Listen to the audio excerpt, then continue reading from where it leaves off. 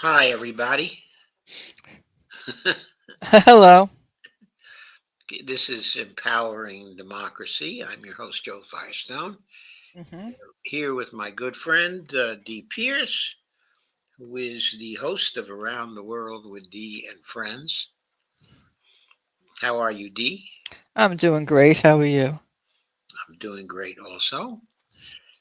And I don't know why I'm doing great. The world is such a mess. But our topics for tonight are Ansarallah, Iran, Russia, and Trump. That's our first topic. And it encompasses a number of articles that we're going to be doing.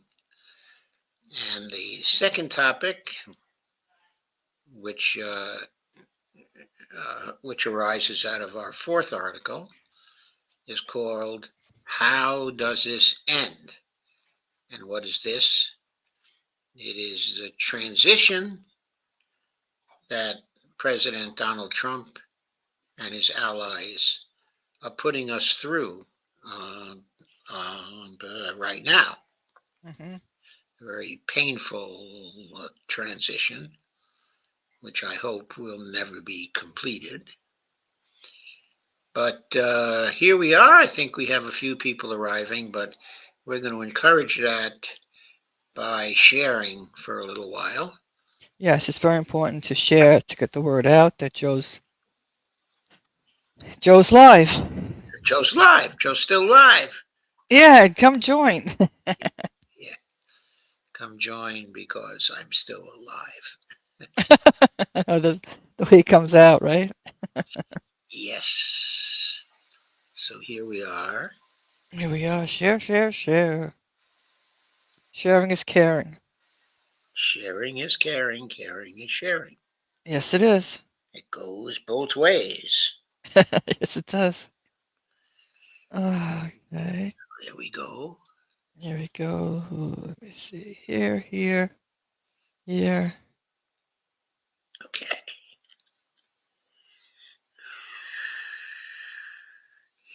So I'll now start with the first very substantial article, very interesting article. I was going to say hello to Steve Wolfbrand's here. Oh, yeah. Hello, Steve. How are you?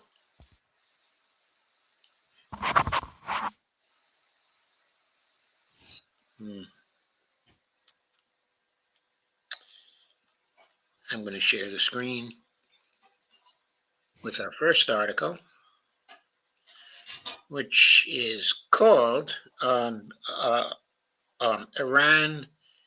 in the Crosshairs Okay. by Mike Whitney, an author who we've dealt with a number of times in previous programs. Uh, he comes in with a major piece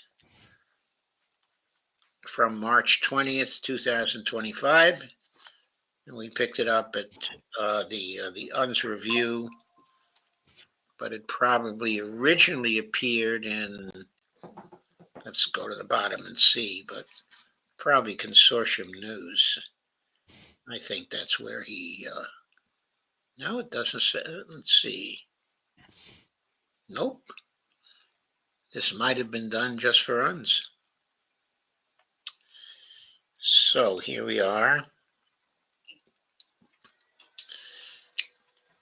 This is one big explosion. The caption doesn't say where it is, but it's a big explosion. Trump's foreign policy has been reduced to imperious demands, vulgar threats, and menacing growls. I figure Trump's frustration of dealing with Putin will reach a peak just in time to coincide with the launch of a US/Israel air campaign against Iran. This is a quote from Will Shriver, who's a monetary analyst.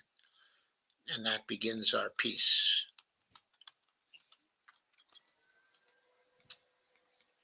Now over to Mike Whitney. Trump's push for a ceasefire in Ukraine has less to do with Ukraine than it does with Israel. In other words, Trump's hasty negotiations with Putin are not aimed at ending the proxy war with Russia as much as they are with shifting the front lines from the Donbass to Iran. This quote shift in focus has become glaringly apparent in the last week, particularly in respect to Trump's increasingly hostile statements towards Iran. On Tuesday, Trump threatened to hold the Islamic Republic responsible for any attacks by the Houthis on ships crossing the Red Sea. He said there would be, quote, dire consequences, unquote, for Iran if the attacks continued. He also gave Iran's government, quote, a 2-month deadline for reaching a new nuclear deal, even though it was Trump who scuppered the original deal. In short, Trump is doing what many of his critics said he would do from the very beginning. He is placating his wealthy campaign donors by crafting a foreign policy that promotes their ambitious regional agenda. He's dragging the United States into a war with Iran to repay the powerful Zionists who got him elected. This also helps to explain why Trump wants to normalize relations with Russia. It's not simply because the president wants to stop the senseless killing or establish, quote, a durable peace. It's because he wants assurances from Putin that he won't assist Iran when the United States launches its attack on Tehran. Hey, D, is that Colby? Yeah, I was just letting them in. Oh, okay. Let me just put myself on mute. Okay. He needs to know that Putin is not going to join the fight on Iran's side. As some readers know, Russia and Iran signed a strategic partnership treaty in early 2025. The agreement commits both parties to mutual defense cooperation if war breaks out. The treaty stipulates that if one party is attacked, the other will not assist the aggressor and will seek to resolve differences but diplomatically, suggesting a level of support without guaranteeing a direct form of military intervention, unquote. So while Russia would not be required to put, quote, boots on the ground, it would be expected to provide weapons, intelligence, and logistical support. Russia has already provided Iran with advanced technology, including Su-35 fighter jets. I guess Mike doesn't know how many because he doesn't venture a guess at the number. Yak-130 trainers, and potentially S-400 air defense systems.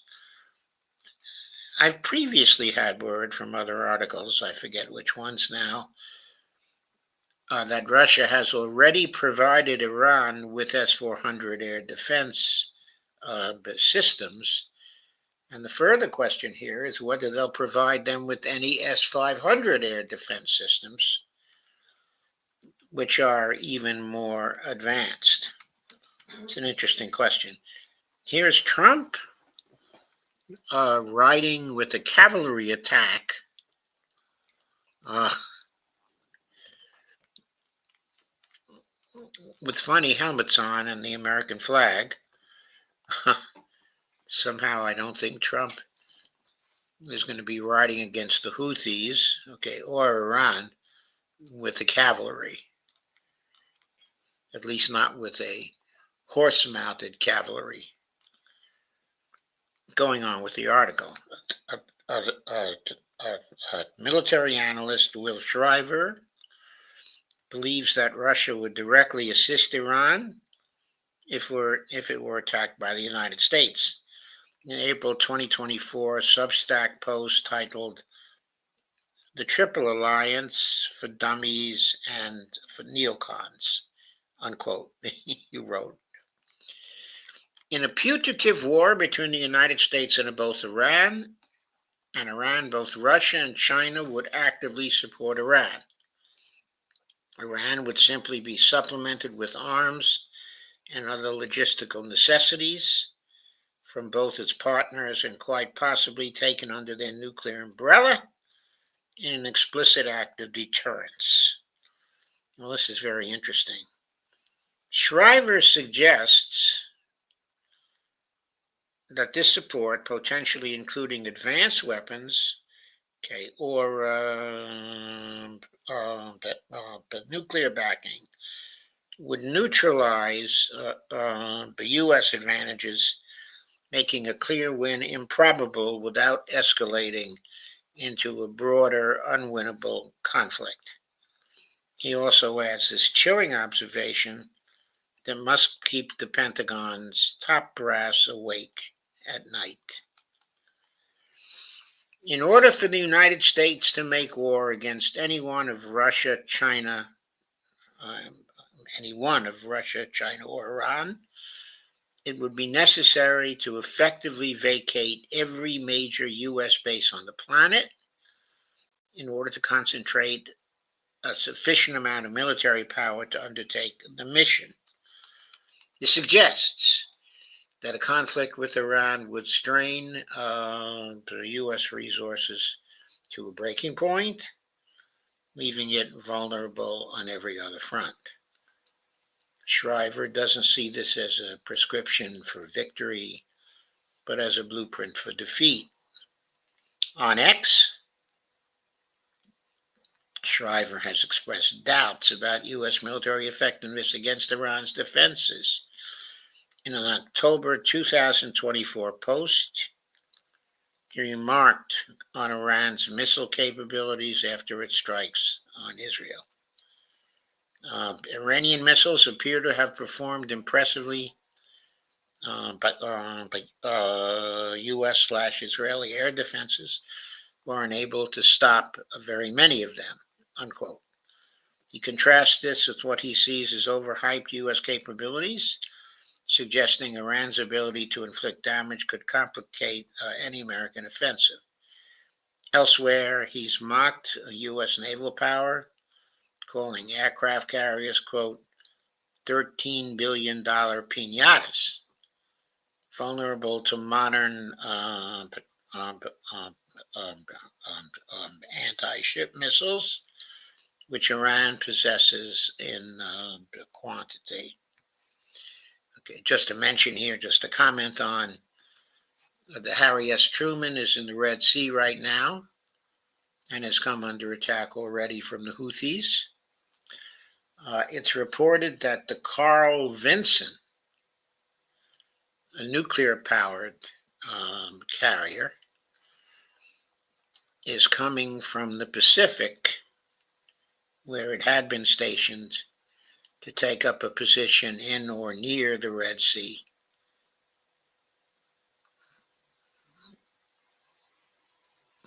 As well.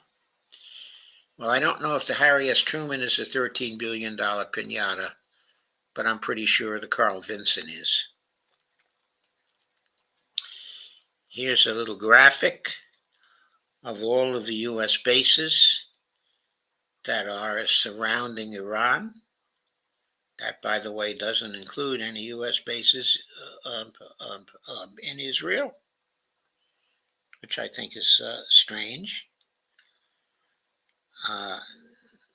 But the United States has bases in, in Oman, in the Emirates, in Qatar, in Saudi, Kuwait, Iraq, Turkey, of course, Turkmenistan, also Tajikistan. I'm not sure what that nation up there is, but of course, there are still bases. Are there bases in Afghanistan any longer? I didn't think so. But there are bases in Pakistan, a good many U.S. air bases in Pakistan. So that's one image of the bases surrounding Iran. I believe there's another one before this article is over. Shriver is not alone in his skepticism of U.S. military prowess. Retired U.S. Army Colonel, former Chief of Staff to Secretary of State Colin Powell,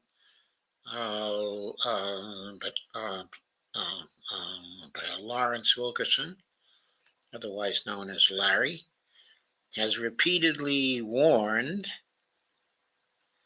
that the U.S. is not as strong as many believe and would not prevail in a war with Iraq. According to Wilkerson, a war with Iran would be 10 to 15 times worse than the Iraq war in terms of casualties and costs, and we would lose. We would undoubtedly lose. Iran is not Iraq. It has terrain that's unbelievable. It's got a military that's far more capable, 500,000 active forces, probably 1 million reservists who would come immediately to the fore. So that's 1.5 million ground forces to start with. In an interview with journalist Chris Hedges, Larry Wilkerson stated,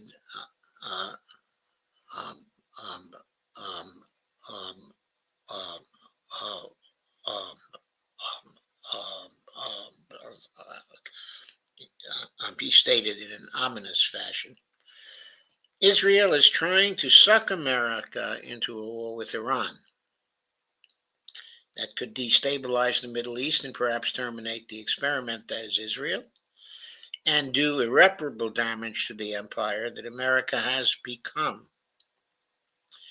I also ought to add that in a very recent interview with Nima on the Dialogue Works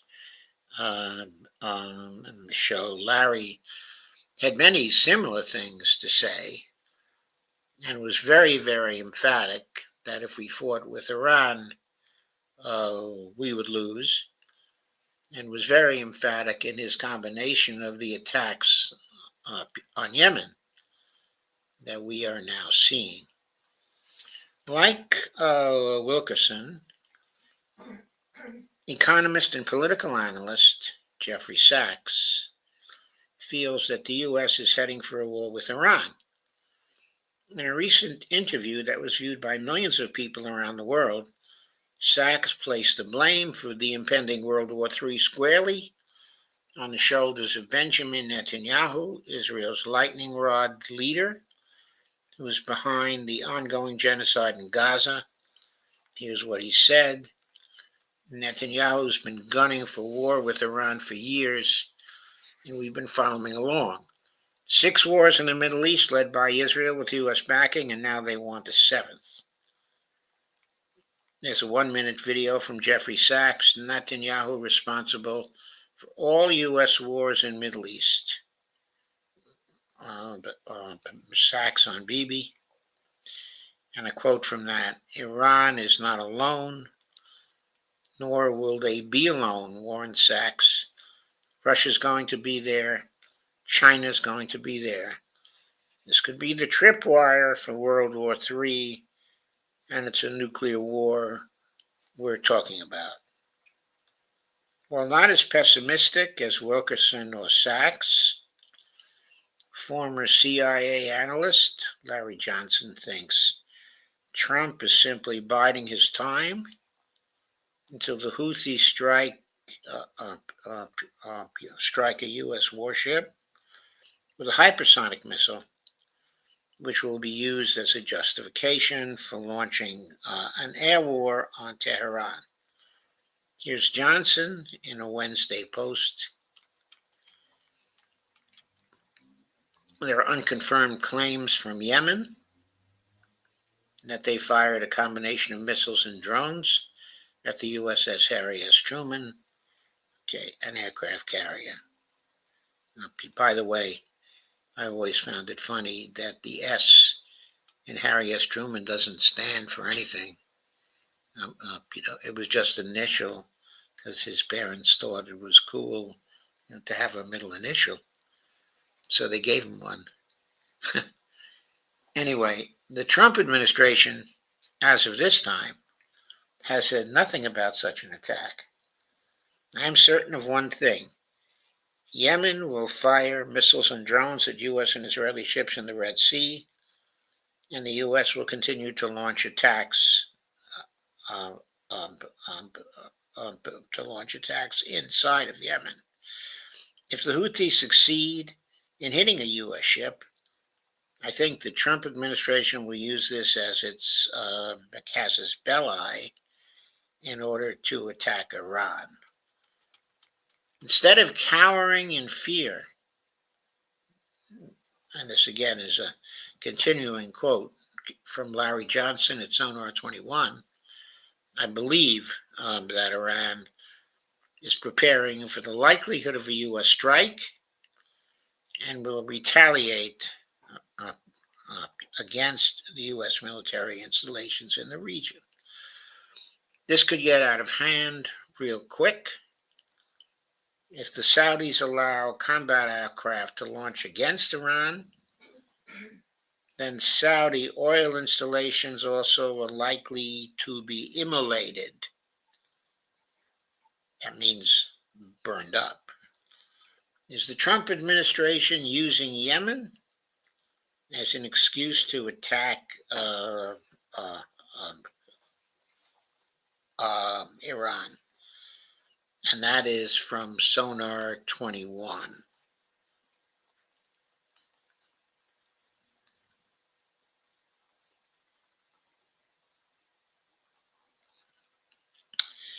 Johnson poses a very plausible scenario. This is Larry Johnson again. Especially when we consider the developments of which the American people are entirely unaware, like this report from a March 6th column at the Times of Israel. The Israeli Air Force held a joint exercise with the U.S. Air Force this week, during which pilots, quote, practiced operational coordination between the two militaries to enhance their ability to address various regional threats. The drill included Israeli F-15I and F-35I fighter jets flying alongside a U.S. B-52 bomber. Quote, the exercise aimed to strengthen and maintain the long-standing cooperation between the forces while expanding connectivity and building integrated capabilities for a range of scenarios, the IDF says. The drill is potentially aimed, this is a quote,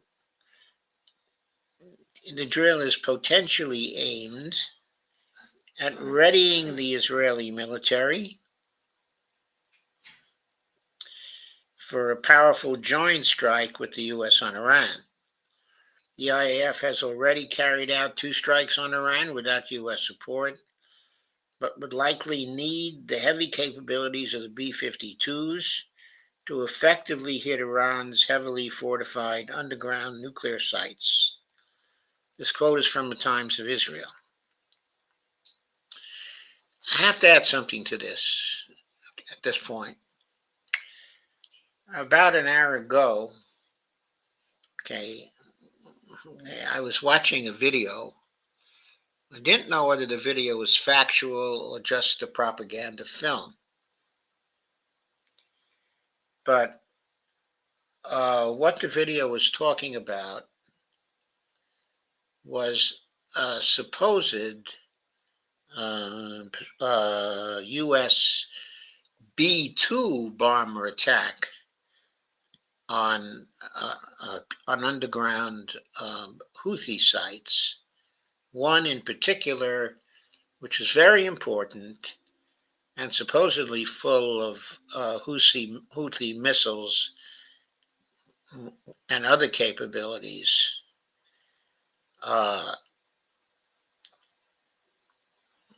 That were heavily fortified, and underground sites. They were missile sites, as opposed to nuclear sites, in this case. But supposedly, a very deeply fortified nuclear strike was totally destroyed, and a lot of Houthi leaders were supposedly in this particular site. And the B-2, which attacked it, supposedly was not at all detected by any radar and was completely silent in its attack. And the Houthis were not aware of its presence at all before the attack, which totally destroyed its target. The kinds of bombs that were used in that attack were not actually described. They were incompletely described. They were described as being very heavy bombs that could penetrate 200 feet underground, and that were designed to penetrate and then to detonate at 200 feet underground. And the attack was supposedly very successful. Okay, now this video was one which was it was very well constructed and very well staged, very professional, in all of its characteristics. And since the strike supposedly happened only a couple of days ago, I suspected that maybe this wasn't a real video, reporting real events, but just something fictional about what might happen. Anyway, I wasn't sure that this had actually happened. But also today I was watching a Scott Ritter video. Scott, is being interviewed by Jamal Thomas for Jamal's his morning show. And Jamal was getting Scott's take on Trump's threats concerning Iran. Now, this is in the context where most of the military experts that one talks to are all saying that Trump is unlikely to be successful in terms of attacks on Iran. And while he might be more successful with attacks on the Houthis, that he's unlikely to stop the Houthi attacks or to be successful enough to degrade their capability in any serious way. not only Larry Wilkerson, who feels this way, Colonel McGregor, Dan Davis, uh, a number of other people also have this opinion that it would be folly to attack Iran, that the United States won't be successful in terms of its attack on the Houthis. But Scott doesn't have this opinion.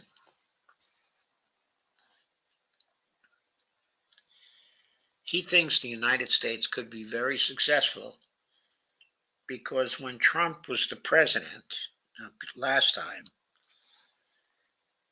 he had the U.S. develop some nuclear weapons, which were, very low yield nuclear weapons, but were specialized to attack sites that were buried very deep underground. And Scott speculates that Trump may have given the order for the U.S. to use those weapons, in its attack on the Iranian nuclear sites.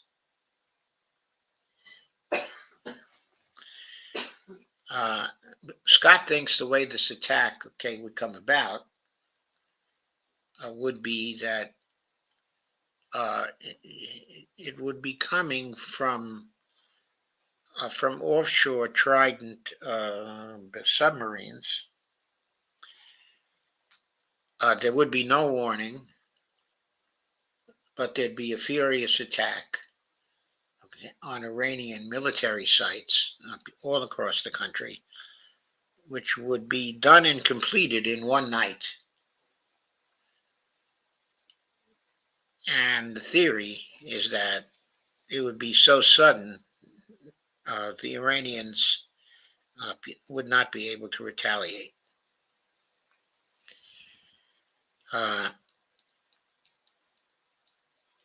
So this is Scott's idea of what actually might happen.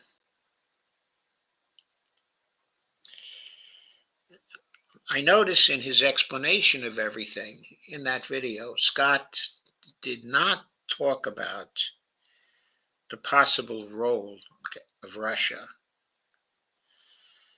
Now, I've read somewhere else that in a recent call with Putin, that Putin warned Trump very severely, very strongly,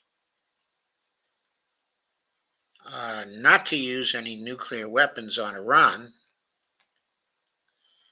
and not to carry out any heavy attacks on Iran, and reminded him that that Russia was committed now to supporting Iran in the face of any aggression from a third party.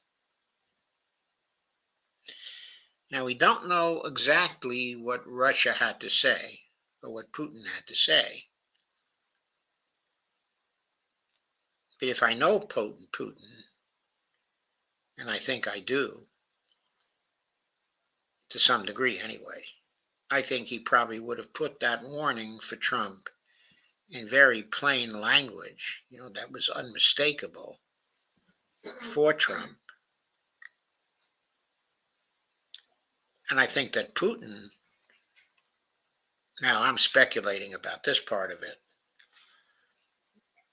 I don't know what he would have threatened Trump with, but I remind everybody that he didn't have to threaten Trump with any kind of nuclear retaliation for such an attack on Iran. It would have been enough to threaten Trump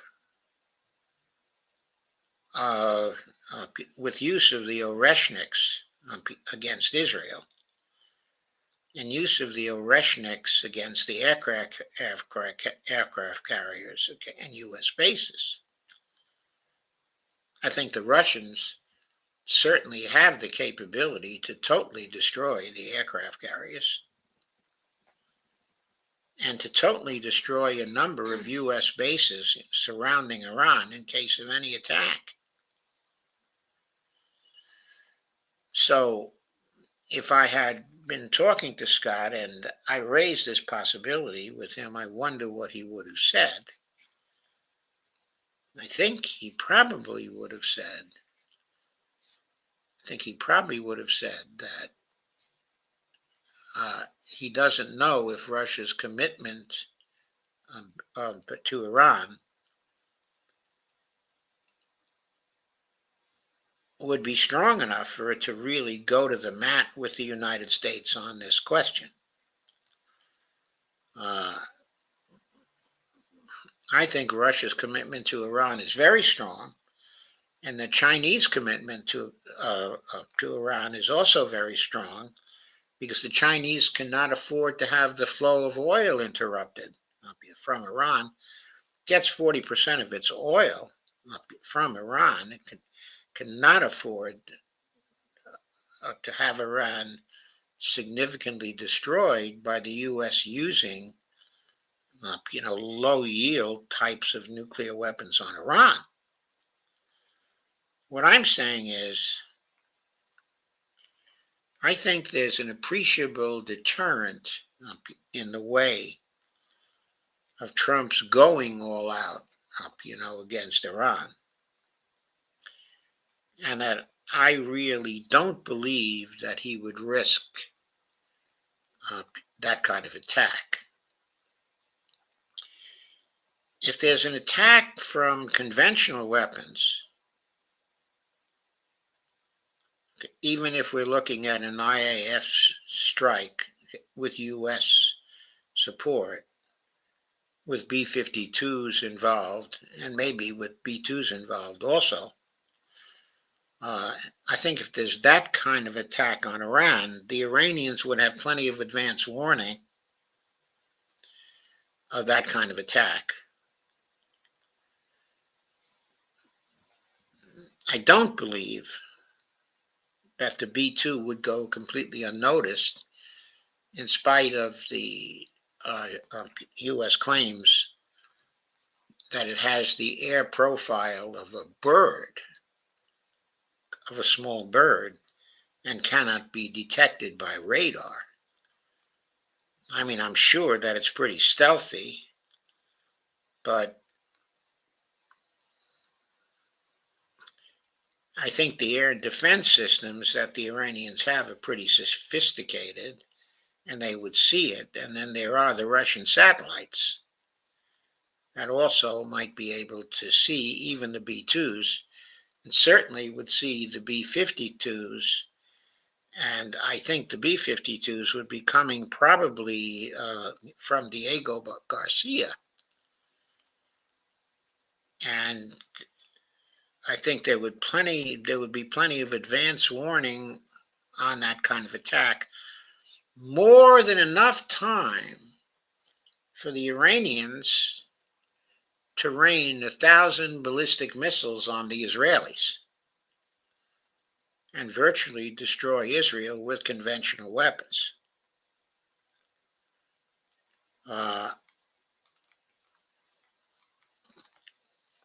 And I wonder what Scott would say to that.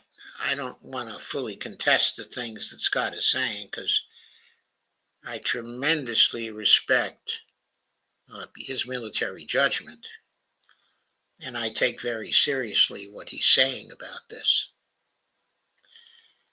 On the other hand, I think the opinions of Larry Wilkerson, Colonels Wilkerson and McGregor, and Dan Davis, and other military experts also have to be taken very seriously. So I think someone who doesn't have the military expertise of those folks, as I don't, would have to look at all the assessments and would have to come up with considerable doubt relative to Scott's assessment. At bottom, I would say we are entering a very, very dangerous situation that could well precipitate a third world war. That probably would be very devastating for Iran, but would probably be very devastating for Israel as well. Anyway, going on with the article, reports coming out that the Revolutionary Guards have been ordered to put all missile forces on a state of alert. So they're all on a state of alert, which means they can take off in minutes. If the Israelis should start up an attack, the Iranian missiles will get to Israel long before the B-52s, the F-15s, the F-16s, and the F-35s will be able to get to Iran. Long before that, the Israeli air bases would all be destroyed, and the major Israeli cities would be destroyed also, and Israel would be destroyed as a functioning society. That is my belief. The Iranian government has brought these ominous developments to the attention of the UN Security Council, but of course the MSM has made sure that the masses remain virtually ignorant of U.S.-Israel provocations and saber rattling. By the way, I think that's outrageous. Our mainstream media are just not doing their job. They're not doing the job a free press is supposed to do. I mean, this is outrageous. Not to have the mainstream media discussing U.S.-Israeli provocations and saber rattling, and not covering Iranian responses. They're keeping the citizenry of this country blind because they don't want any political interference in their preparations. It's outrageous for a democracy. It's worth noting that Iran has made significant progress in modernizing its military capability while the U.S. is gradually falling behind, says Mike Whitney. There's no doubt that Iran's air defense system and hypersonic missiles are more technologically advanced than anything comparable in the U.S. arsenal. I'll repeat that. There's no doubt that Iran's air defense systems and hypersonic missiles are more technically advanced than anything comparable in the U.S. arsenal. Iran also has a large and well-disciplined army that is trained to repel invaders and a rugged mountainous terrain that would blunt any potential military offensive. More importantly, it is not at all certain that the U.S. would prevail in a war with Iran. In fact, judging by the war games that have been used to simulate the conflagration, U.S. forces would lose. That is not because Iran has a more powerful military than the U.S., but simply because it has shaped its military doctrine to fit its own defensive requirements and its own unique geographical situation. In short, Iran would have the home team, quote-unquote, advantage. Take a look at this expert from an article by Jordan Cohn at the Cato Institute. Cato Institute is a right-wing institute. Extremely. A campaign that relies on air or naval power to rapidly beat Iran into submission will meet significant challenges. Iran's military is designed to prevent such an invasion and impose significant costs on any potential attack by air or sea. They have 600-mile range cruise missiles, advanced long-range air defense systems, short-range air defense systems, anti-aircraft missiles, 3,000 ballistic missiles, 6,000 naval mines, and the most capable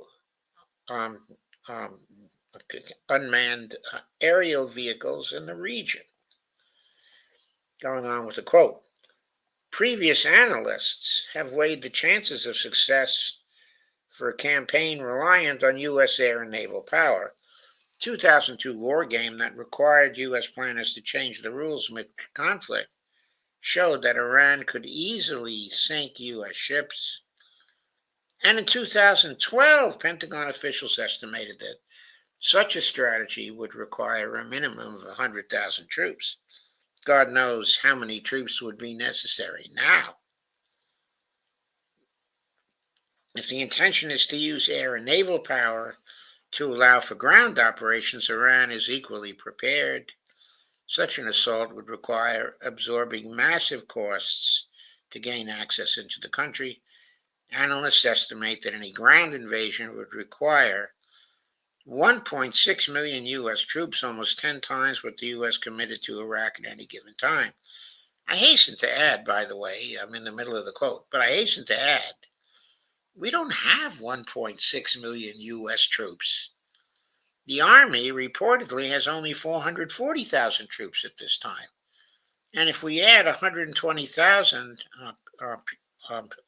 from the Marines, that's only 560,000 ground forces.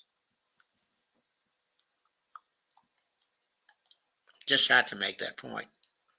Upon arrival in Iran, Washington will face the 13th largest fit-for-service population in the world, the 13th most armored vehicles, and self-propelled artillery in the world, the 9th most towed artillery in the world, and the 8th most mobile rocket projectors in the world.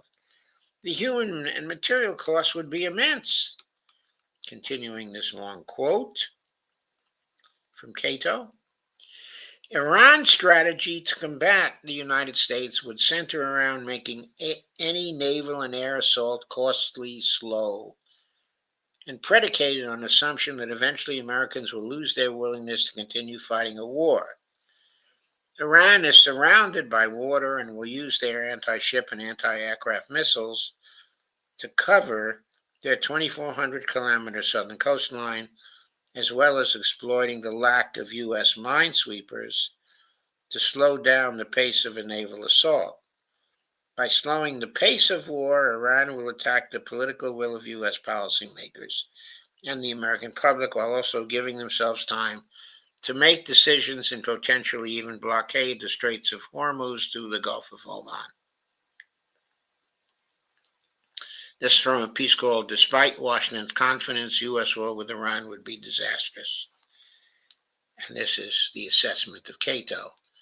Now, I point out that this assessment by Cato does not envision the kind of attack that Scott Ritter spoke of, which would be a lightning attack over a single night by Trident submarines, probably attacking from the south, using ballistic missiles that would carry, I suppose they would carry gravity bombs or other low-yield types of nuclear weapons in order to attack the nuclear sites of Iran.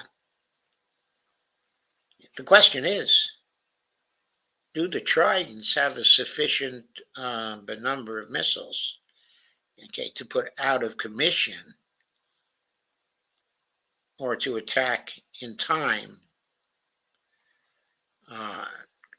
the missile sites the Iranians have all over the country, from which those 1,000 ballistic missiles will be coming to Israel, and probably hundreds more to the U.S. bases surrounding Iran.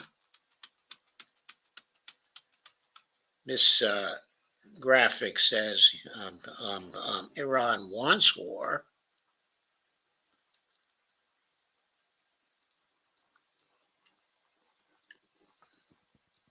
Right, and it shows all the military bases, U.S. military bases All around Iran. Yeah, surrounding Iran, as we also saw before in that other sketch.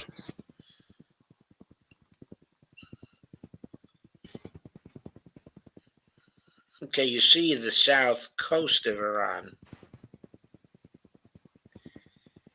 The Tridents would have to come in well, not, completely undetected. I suppose they could launch their missiles from the Indian Ocean.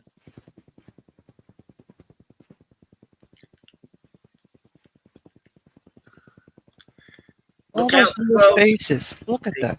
yes, look how close they put their country to our military bases. Yeah, the military bases are all over the region, of course, and they're close to Iran and can attack Iran. But similarly, Iran, with its rockets, is in a great position to destroy those military bases. To destroy, in other words, most of the capability of the United States in West Asia, not to mention what it would be possible for the Iranians to do to Israel. As grim as Cohn's analysis might sound, the reality facing the U.S. if Trump attacks Iran is even grimmer. According to an exhaustive report on the present state of the U.S. military by the RAND Corporation, quote, the empire's bloated, decaying global war machine is, quote, not prepared, unquote, in any meaningful way for serious competition with its major adversaries, and is significantly outmatched in every sphere of warfare. The empire's worldwide dominance are judged to be at best woefully inadequate, at worst outright delusional. Check it out. This is from the RAND report. We believe the magnitude of the threats the U.S. faces is understated and significantly worse. At minimum, the U.S. should assume that if it enters a direct conflict involving Russia, China, Iran, or North Korea, that country will benefit from economic and military aid from the others. This new alignment of nations opposed to U.S. interests creates a real risk, if not likelihood, that conflict anywhere could become a multi-theater or global war.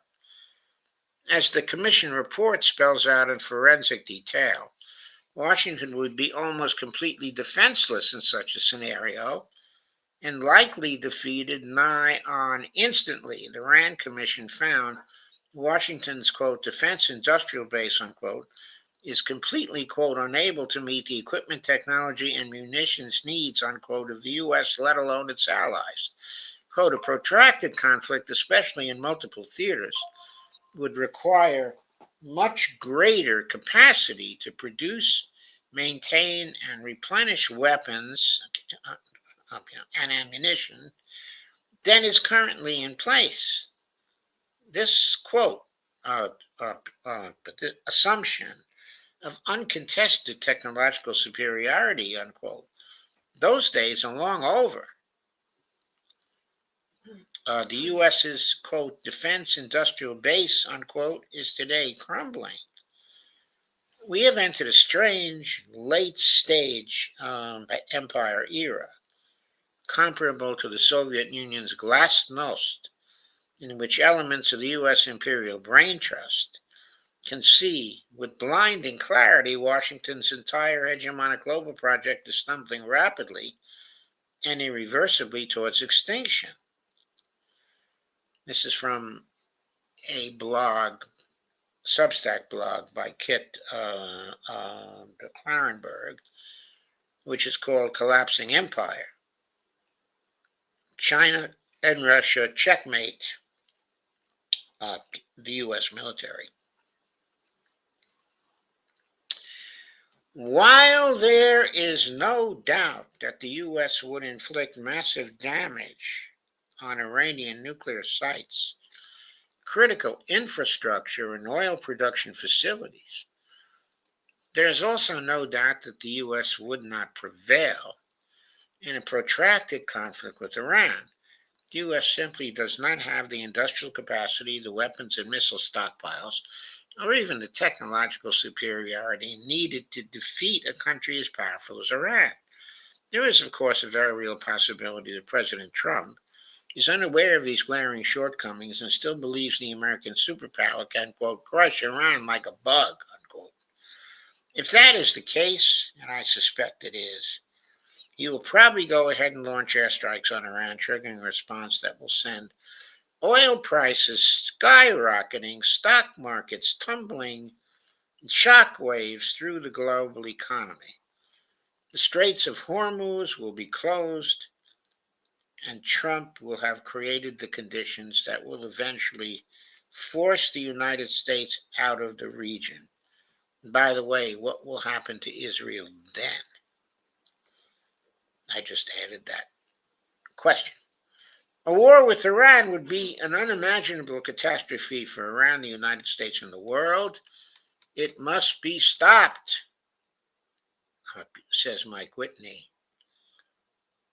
And here are some hypersonic missiles being launched. This might even be a picture of Houthi hypersonic missiles being launched against Israel. I've seen such photos of those.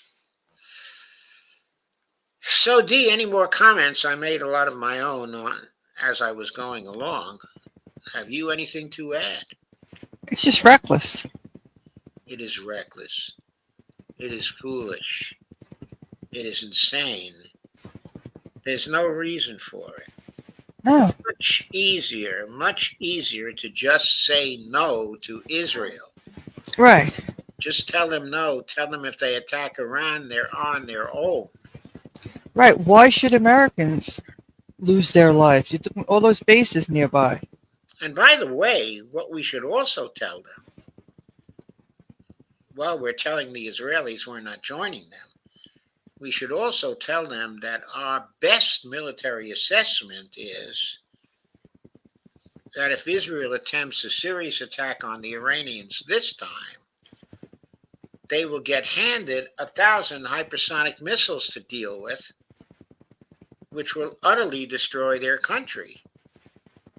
And that any attempt at such an attack is just insane, that the proper course of action is for them to stop the genocide in Gaza right now and negotiate a two-state solution to end the whole thing. Mm-hmm. That's what Trump needs to say to them. And if he gets calls from Marion Adelson, which he certainly will do, then I think what he has to say to Marion Adelson is, hey, look, we now approach the question of the survival of Israel. Do you want Israel to survive or not? Mm-hmm. If you want Israel to survive, you need to go along with my policies here. Exactly. You need to go along with me because Israel will not survive a serious attack from the Iranians backed by the Russians. That's reality. You have to accept reality. I don't care how much money you have to spend on political elections. That doesn't change the reality. If you keep pressing for greater Israel the way you have been, there will be no Israel at all. Mm-hmm. Now make your choice and take your chances. But I'm not putting the United States into this. Exactly. The U.S. is in harm. American lives we're talking about. I'm the president of the United States, and I'm not putting the United States in the middle of this anymore. Well, that's what I would say if I was the president of the United States. Exactly. And he has to explain that to his donors and to Miriam Adelson and everybody else. And in just that way, he has to say, look at the RAND reports. Look at the Cato reports. Look at the frank assessments of our military strength at this point. A war in West Asia would be devastating for us. It would be devastating for them. We'd be devastating for the global economy. It would be devastating for the American economy. I'm the president of the United States. I can't allow this to happen. I don't care how much money you have. Right. Now, Miriam Adelson, she's got a place in one of the West Bank settlements. And that could be gone. That could be gone. It could all be gone, wiped out. That could all be gone right now. But of course, she is safe and sound somewhere in Wyoming because she's got a place in Wyoming. Right. So she could easily leave and, But they've been saying she's been spending a lot of time in Israel. Well, even though it's the West Bank, but she calls it Israel. Well, But that's it. When all these situations come about, history says the wealthiest people, they take off.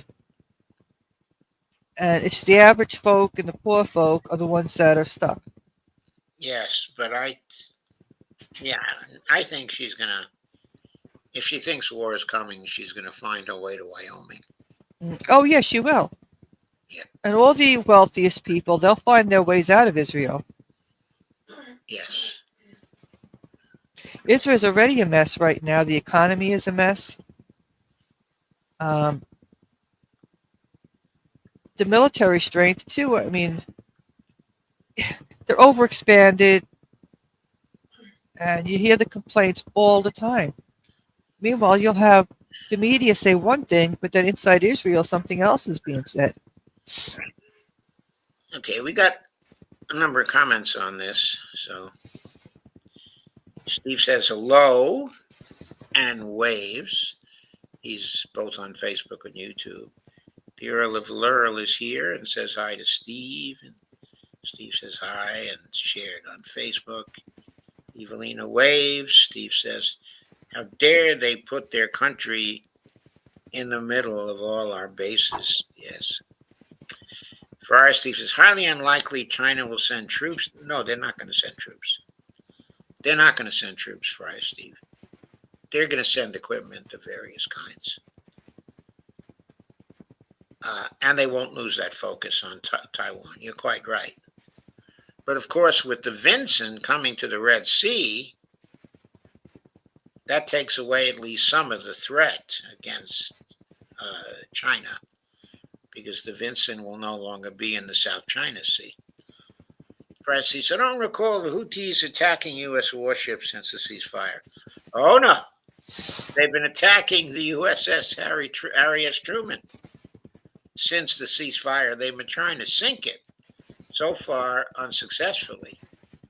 But you can count on them continuing to try to sink it. So Trump's actions are looking to pick a fight. That is not necessary according to what he said on the campaign trail. Well, it's a long time since the campaign trail now. Frosty says Putin will never attack a single U.S. warship. Trump is his puppet. That relationship would instantly end. Well, I don't know what to say about that, Friar Steve. I don't think Trump is Putin's puppet, and I don't think Putin is Trump's puppet. I think Trump takes Putin seriously, and Putin is perfectly capable of outwitting Trump all day long. But I don't think anybody is anybody's puppet. Doc, I stopped reading sci-fi instead. Just listen to your podcast. Russia and China start a war against the U.S., the ultimate proxy war.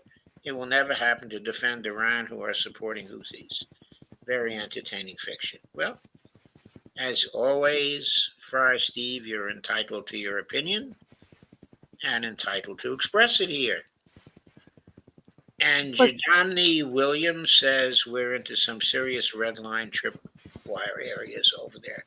You want to say something, Dee? I was going to say the Houthis, and we've said this several times, the International Court, the ICJ, the ICC, it has been stressed for countries to do what they can to stop Israel from what it's doing. Yeah. And the Houthis in Yemen is doing that, trying to prevent the genocide in Gaza. Yeah. That's what they're doing. The Houthis are acting according to international law. It is we who are breaking international law every day, including with our aggression against the Houthis. Mm-hmm. We are the bad guys here, not the Houthis. Friar Steve says, I was an Army Ranger and an infantry officer. We trained war games with Iran. it was a loss almost every time, with one exception, when U.S. sought to ally with Kurds and establish a Kurdistan region in Iran. However, Trump burned such a bridge. Trump is not a military strategist. A war with Iran would only be to keep himself in power. He will also impose uh, um, martial law. He's an imbecile, says Friar Steve. No, well, Trump doesn't have any. He doesn't have a military mind. He doesn't. He's just listening to others, and Netanyahu's the one that always wants this big thing with Iran. Okay. To me, Trump is a person who has a certain kind of intuition, which sometimes actually works for him. But he's also a person who doesn't think in detail about things. He comes up with what he thinks are great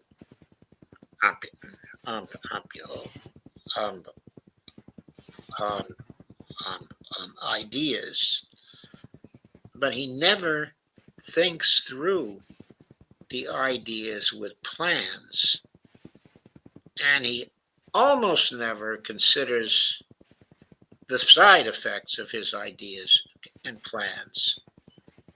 This is characteristic of his thinking, that he doesn't think through anything. Right. He's terrible at details. That sums it up. Sometimes his general ideas, are on the mark. A lot of times they're way off also. Yes. But even when his general ideas, are on the mark, he's very weak when it comes to implementing the details, of those general ideas. He's not good at visualizing what's required in the detail to work through a plan. This is his difficulty.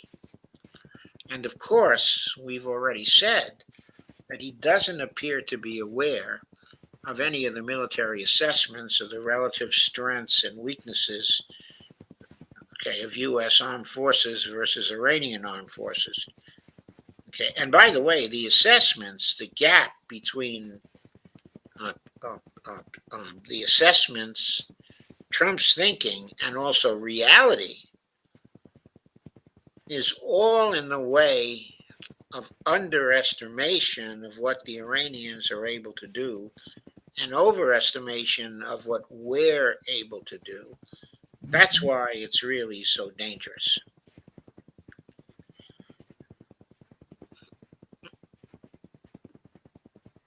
Okay, going to Evelina Punt now. The hypothetical on a war with Iran is daunting. I have a question about the Houthis. Have they or have they not attacked an Israeli base with hypersonic missiles? They have hypersonic missiles, Evelina. They're called the Palestine II.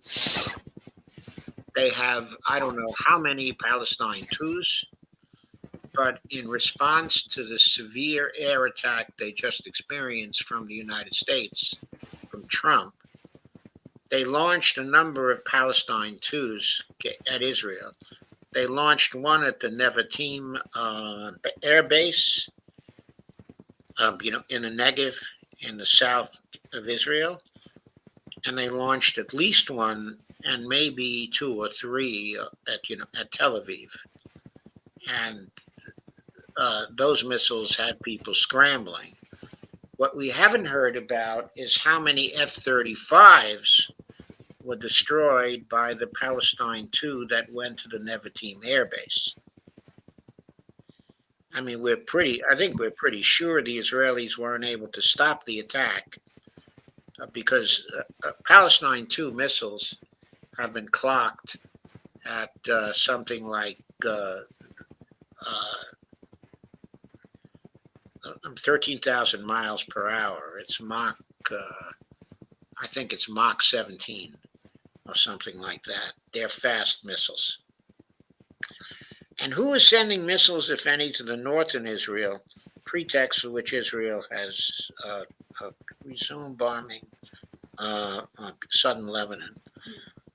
Okay, I don't know whether Hezbollah has joined yet, but Hezbollah has been recovering, and I'm sure they have considerable capability. But I don't know that Hezbollah has the hypersonic missile capability of the Houthis. So there is that. Trump stole an operational plan called the Plan. It is an impossible war plan. Yes, like the article says, Trump missed a big part of the plan. We needed the Kurdish fighters. He burned that bridge. He wants to stay in power. He thinks getting into war will keep him in power. He is an imbecile. Frosty says, that Marianne has already paid him. Period. Yes, she has. But of course, he would like her to continue to financially support him because he's going to need a lot of support to try to control the primaries. He's going to need a lot of support to try to control the congressional elections. Fry Steve, why do you keep talking like he's a rational actor? I'm not contending that he's an absolutely rational actor, but give him some credit for cunning. Give him some credit for a survival instinct. If he didn't have those kinds of characteristics, he wouldn't have won either in 2016 or in 2024.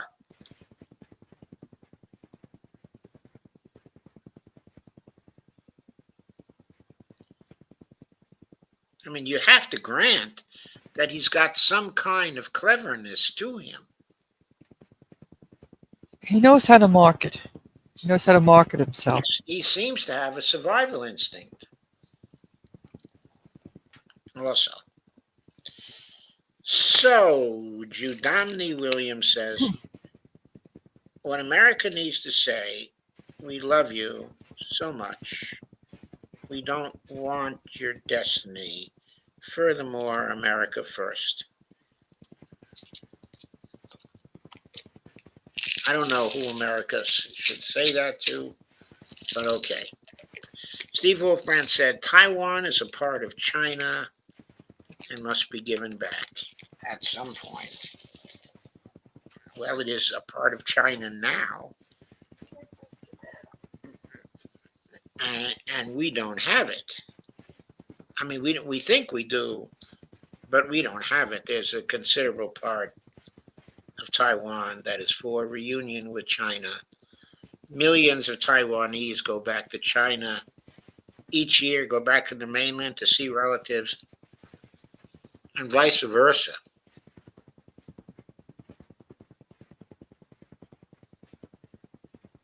Fries, he says, Doc, he's an irrational player. He won because he cheated, and he lies. Who doesn't? Who doesn't? Well, that's not really the point. I mean, the point is you could be a liar and you could be a somewhat rational player at the same time. And you could be a cheater and a somewhat rational player at the same time. He was rational enough to win. He was rational enough to cheat and to lie and to persuade people that he wasn't actually lying. Right. Okay. He's a salesman. He knows how to market himself. He knows how to sell himself. He's a salesman, okay? And I agree that he's irrational and that he can do very silly things. I think he's doing very silly things now. And he's taking on risks he should not be taking on. They're too great. And I think that he's irrational in that sense. But the idea that some people are wholly rational and some people are wholly irrational is a stupid idea. People are both. They have their irrational moments and they have their rational moments. Mm-hmm. Trump has a survival instinct. I would argue he's been taking less risks in international relations since he became president than Biden took when he was president. Biden was irrational. Biden's people were irrational. It was irrational to push the Russians all those years. You want to talk about rationality? I'll argue with you all day about who's rational and who's not. And when it comes to lying, Yes. look at it from one administration to the next. Yes. All liars. Evelyn says, Hezbollah said it had nothing to do with the missiles to the north in Israel. So who was it? I read there were rudimentary, so perhaps the Lebanese tribes that reside in southern Lebanon. Well, it could have been the Iraqi resistance, that sent in the missiles. The Iraqi resistance can be very active from time to time. Maybe they sent in the missiles to the north of Israel. Trump says he wants peace everywhere. Commendable. He says he wants peace everywhere, but he obviously doesn't, Steve. But it'd be nice if you could achieve that, if you'd stop listening. First, he says, Steve Wolf, I reject your CCCP imperialist views. Come on, Forrest, Steve. Don't call other people names. I mean, Steve Wolfbrand is not a communist sympathizer in any way. Forrest, he says, I'll save the last time, Doc. He's an irrational player. That's either a true statement or a false statement. You can't keep flip-flopping. No, Friar Steve, you're the one who's irrational if you don't recognize that all people are sometimes irrational and sometimes rational. Some people are more rational than other people more of the time, but it's a mixed bag. No one is completely rational. Doc, you need to go back through your IR theory classes. No, Friar Steve, I don't need to. I am an IR theorist myself. And I believe that I am among the best of them. You don't know who you're talking to. Evelina Pond says, if it was the Iraqis, why is Israel retaliating with missiles to southern Lebanon? Oh, because Israel always retaliates with missiles to southern Lebanon, Evelina. Israel is trying to destroy the people of southern Lebanon. Yes, they want that. That's where the Shias are. And they want to build settlements there. That's Daniela Weiss has stated that. So Friar Steve says his views, not Steve W., just his view. Okay. Let's just move on. Yes, indeed, because there's a lot more to do. So I'm going to put up the second piece, D. Yes. This piece is by Larry Johnson, and it's appropriately on limitations of the U.S. Naval Air Defense System will force the United States to withdraw from the Red Sea. Okay. Okay, let me increase the size of the top of the type. Okay. Get to this article so we can better see it. There we go. Okay. And we got a lot of big type now. We got the sidebar out of the picture. Okay. Okay, please go ahead. Here we go. The Trump administration wrongly accuses the wretched Biden team of going soft on Yemen during the last 15 months of the Biden administration. Biden deployed two separate carrier strike groups, CSGs, to the Red Sea, but was compelled to withdraw them when the CSGs ran out of ammunition for the Mk-41 vertical launching system, VLS. Yeah, by the way, that photo up there was a photo of the VLS system. Okay, so just for reference, that's what it looks like. Okay. The MK vertical launching system is a modular, multi-mission missile launcher widely used by naval forces worldwide. Let's review its key features and capabilities. The Mk-41 BLS was initially developed for the U.S. Navy's Aegis-equipped guided missile cruisers to enhance air threat protection for naval battle groups. It has since evolved into a so-called versatile system supporting multiple mission areas, including anti-craft, anti-surface, anti-submarine ballistic missile defense, and land attack. Only one teeny tiny problem. The VLS cannot be reloaded at sea. Once the supplied quantity of missiles are fired, the ship, a destroyer or cruiser, has to go to a port in order to reload. That is why the CSGs could not remain in the Red Sea during the Biden administration's execution of Operation Prosperity Guardian. And I believe the Trump administration is going to encounter the same problem. The USS Harry S. Truman Carrier Strike Group, HSTCSG, currently is in the Red Sea and accompanied by the following ships: cruiser USS Gettysburg, CG-64, and destroyer USS Stout, DDG-55, and USS Jason Dunham, DDG-109. These ships operate alongside the carrier USS Harry S. Truman, CVN-75, and its earmarked carrier air wing, with the mission of providing defense against missile and drone attacks. A single Aegis destroyer can carry up to 96 missiles in its Mk-41 vertical launching system, VLS, cells. However, the exact number of SM-3 missiles carried varies depending on the ship's mission and configuration. The SM-9 missiles are typically part of a mix of different missile types loaded into the VLS cells, which can include 1. Standard Missile 3 SM-3 for ballistic missile defense, 2. Standard Missile 6 MS-6 for multi-mission capabilities, Tomahawk cruise missiles for land attack missions, Evolved Sea Sparrow missiles for ESSM for medium-range air defense.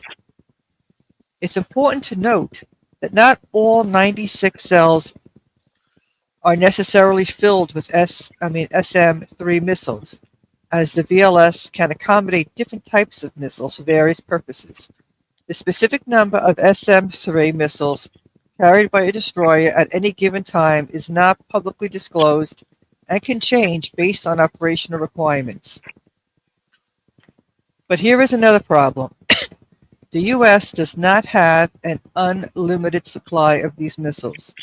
As of 2018, the Missile Defense System had acquired around 336 SM-3s of all types, with most of them assigned to the Navy's BMD-capable ships deployed across 4 U.S. combatant commands.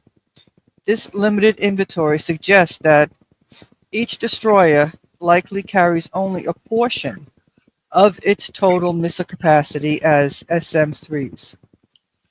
The Standard Missile 3 SM-3, a key component of the Aegis Ballistic Missile Defense System, is designed to intercept and destroy short to intermediate range ballistic missiles during their mid-course phase of flight. The SM-3 uses a, quote, hit-to-kill approach, where it destroys the target through sheer kinetic force equivalent to a 10-ton truck traveling at 600 miles per hour. If the U.S. Navy fires 2 SM-3s at every ballistic missile fired by the Houthis, the U.S. inventory will be rapidly depleted and the CSG will be forced to withdraw from the Red Sea to reload. If the Houthis decide to launch daily attacks of the Harry S. Truman CSG, they may be able to achieve the tactical disarmament of the CSG. It's also important to note that the Aegis has operational limitations. 1. The success rate is not 100%. As of April 2024, the Aegis BMDS has performed 45 successful intercepts and 54 attempts against ballistic missile targets. The effectiveness can vary based on the specific variant of the SM-3 used and the type of incoming ballistic missile. In some tests, while reported as, quote, successful, the SM-3 kill vehicle failed to hit the warhead target directly in 8 or 9 out of 10 tests from 2002 to 2009, which in real combat scenarios might not have resulted in the destruction of the incoming warhead. A significant recent development occurred in April 2024 when SM-3 missiles were used for the first time in actual combat. USS Arleigh Burke and USS Carney fired 4 to 7 SM-3s to intercept Iranian ballistic missiles headed toward Israeli targets. Turning to the Houthis, they are not throwing rocks or crude weapons at the CSG. They have developed several sophisticated ballistic and cruise missiles along with drones. Topping the list is the Palestine II hypersonic missile. The Palestine II hypersonic missile is a strategic weapon developed by Yemen's Ansarallah Houthi movement, reportedly with significant Iranian assistance. Here is a detailed overview of the Palestine II. Key features. The type is a two-stage, solid-fuel hypersonic ballistic missile. Speed, capable of reaching Mach 16, making it difficult to intercept by advanced missile defense systems, such as Israel's Iron Dome and David's Sling. The range, approximately 2,150 kilometers, allowing strikes deep into Israeli and Saudi territories. The warhead, high explosive fragmentation, payload of 500 kilograms, capable of penetrating hardened structures. Okay, so, the number of pounds, okay, in a kilogram is 2.2 pounds. Okay. So you multiply 500 times 2.2, and you get something like, is it 1,200 or 1,400 pounds, okay, of explosives. That's not a ton of explosives, but it's a very big payload. Mm-hmm. The guidance systems combine inertial navigation and satellite guidance for high precision, with an estimated circular error probable CEP of 5 to 10 meters. Mobility launched from heavy-duty truck-mounted platforms, enabling rapid repositioning and operation in diverse terrains. Despite suffering several days of attacks from U.S. planes and missiles since March 14th, the Houthis remain defiant. They released the following today. In the name of Allah, most gracious, most merciful. Allah Almighty says, O you who believe, if you support Allah, He will support you and plant firmly your feet. In solidarity and support for the oppressed Palestinian people, and in response to the massacres committed by the criminal Zionist enemy against our brothers in Gaza, the missile forces of the Yemeni armed forces have carried out a qualitative military operation targeting a military objective of the, quote, Israeli enemy located south of occupied Jaffa. Okay, just to add there, the location of Jaffa, okay, is in northern Israel. Okay, Jaffa is very close to Haifa. Please go on. The attack was executed using a hypersonic ballistic missile of type Palestine II, successfully achieving its objective by the grace of Allah. This operation is the second within 24 hours. Okay, just to add, there's been a third operation since then also. Okay. The operations of the Yemeni armed forces supporting Gaza will not cease as long as the American aggression persists. These operations, along with the enforced blockade on, quote, Israeli maritime navigation, will continue until the aggression against Gaza is halted and the siege is lifted.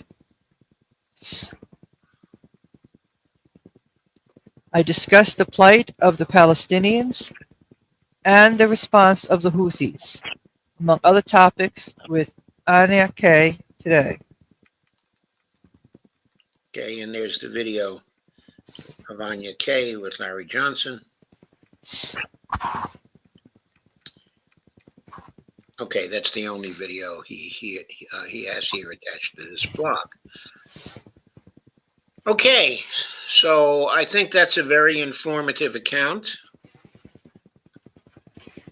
And Western media leaves the important point out all the time that Yemen, is supporting Palestine, supporting Gaza against the aggression of Israel. And the fact if Israel will stop what it's doing, Yemen will stop what it's doing. The ball is in Israel's court. Israel has to stop its actions. Yes. Okay, Fire Steve gives a reference to Wikipedia about Operation Prosperity. Said, did you know Operation has 13 other naval allies, not just the U.S. Navy? U.S. Navy never goes to war alone. Well, I suppose that happens to be technically true, but right now, who's involved in the attack on the Houthis except for the United States? I think there may be some UK ships involved there, but I think that's all. I think it's almost entirely the United States in that particular operation, right now. He says, I see no sign Trump is increasing production in the U.S. of ammunition. Also, no sign of increasing production of naval ships. Trump is not a military strategist. Okay, and as you have said, Friar Steve, he's also not very smart. So he's not a military strategist because I suppose he believes the U.S. is still so dominant. He says, I see no sign that Trump is increasing production. Also, no sign of increasing production of naval ships. Trump is not a military strategist. Yes. Well, I agree with that.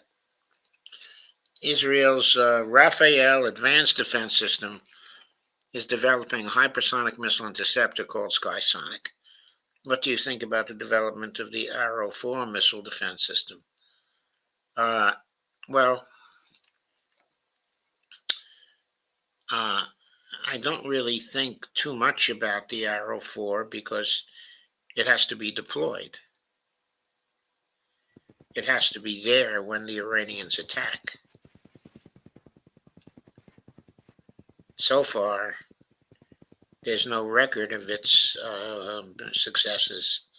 And about as far, as Rafael developing a hypersonic missile interceptor called Skysonic, well, unless that's ready, sometime in the next few weeks to a month or so, I don't think that's going to have any effect on the conflict.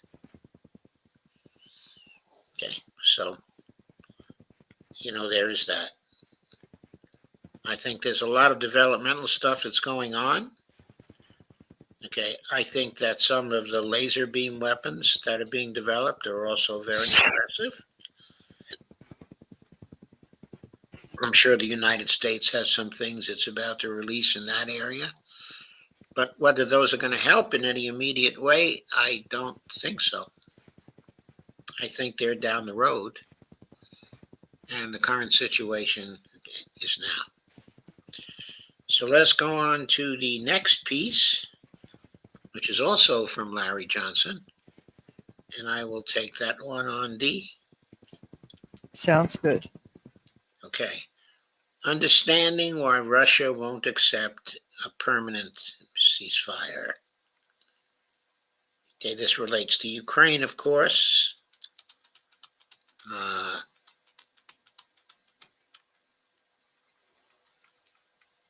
So this is there is Putin. And who else is there? Who is the tall guy on the left? I am not sure. Okay, I recognize, Angela Merkel.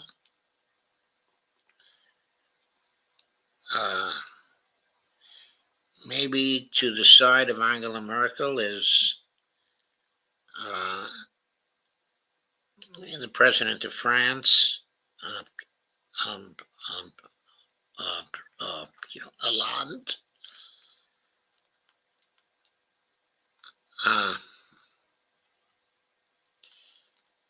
I suppose of the other two, one is probably from Ukraine. Maybe the fifth is the mediator from Turkey. Yeah, Minsk II negotiations. So those were probably the people involved in Minsk II. Donald Trump will not succeed in convincing Russia to accept a ceasefire to bring a temporary halt to the war in Ukraine, because Russia has been burned and bamboozled too many times by previous Western-backed ceasefires, says Larry. The push for a ceasefire follows a pattern, i.e., Ukrainian forces get their ass kicked by Russian-backed troops, and rather than surrender, plead for a ceasefire.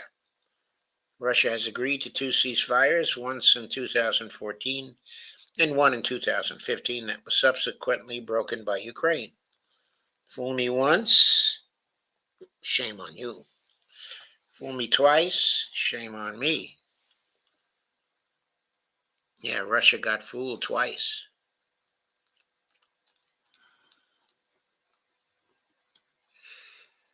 Russia has learned its lesson and will not fall for the Charlie Brown kicking the Lucy held football ruse again.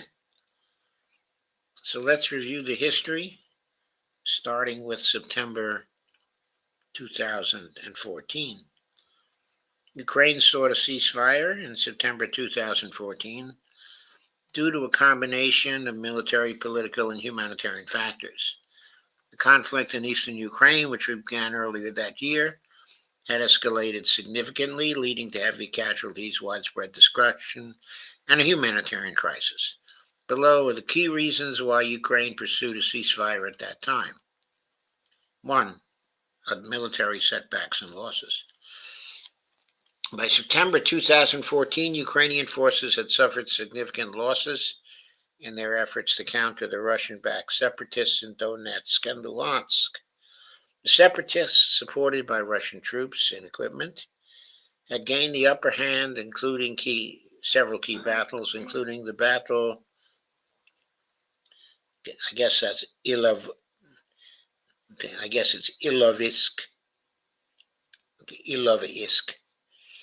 in late August 2014.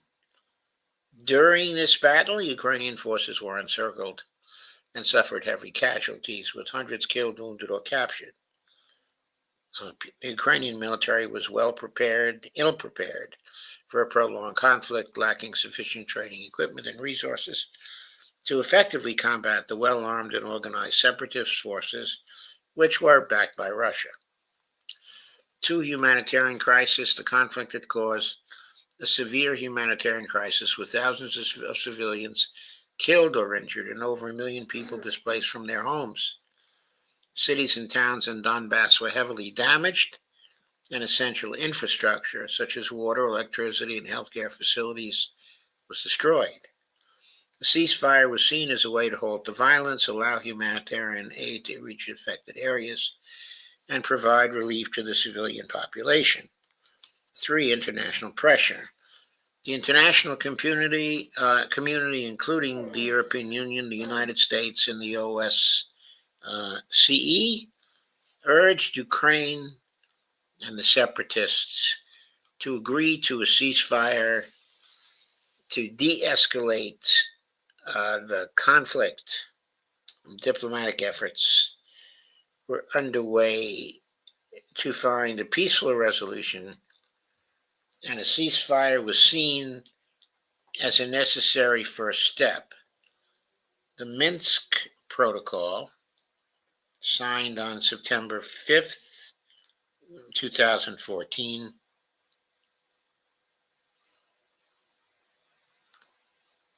hang on one second.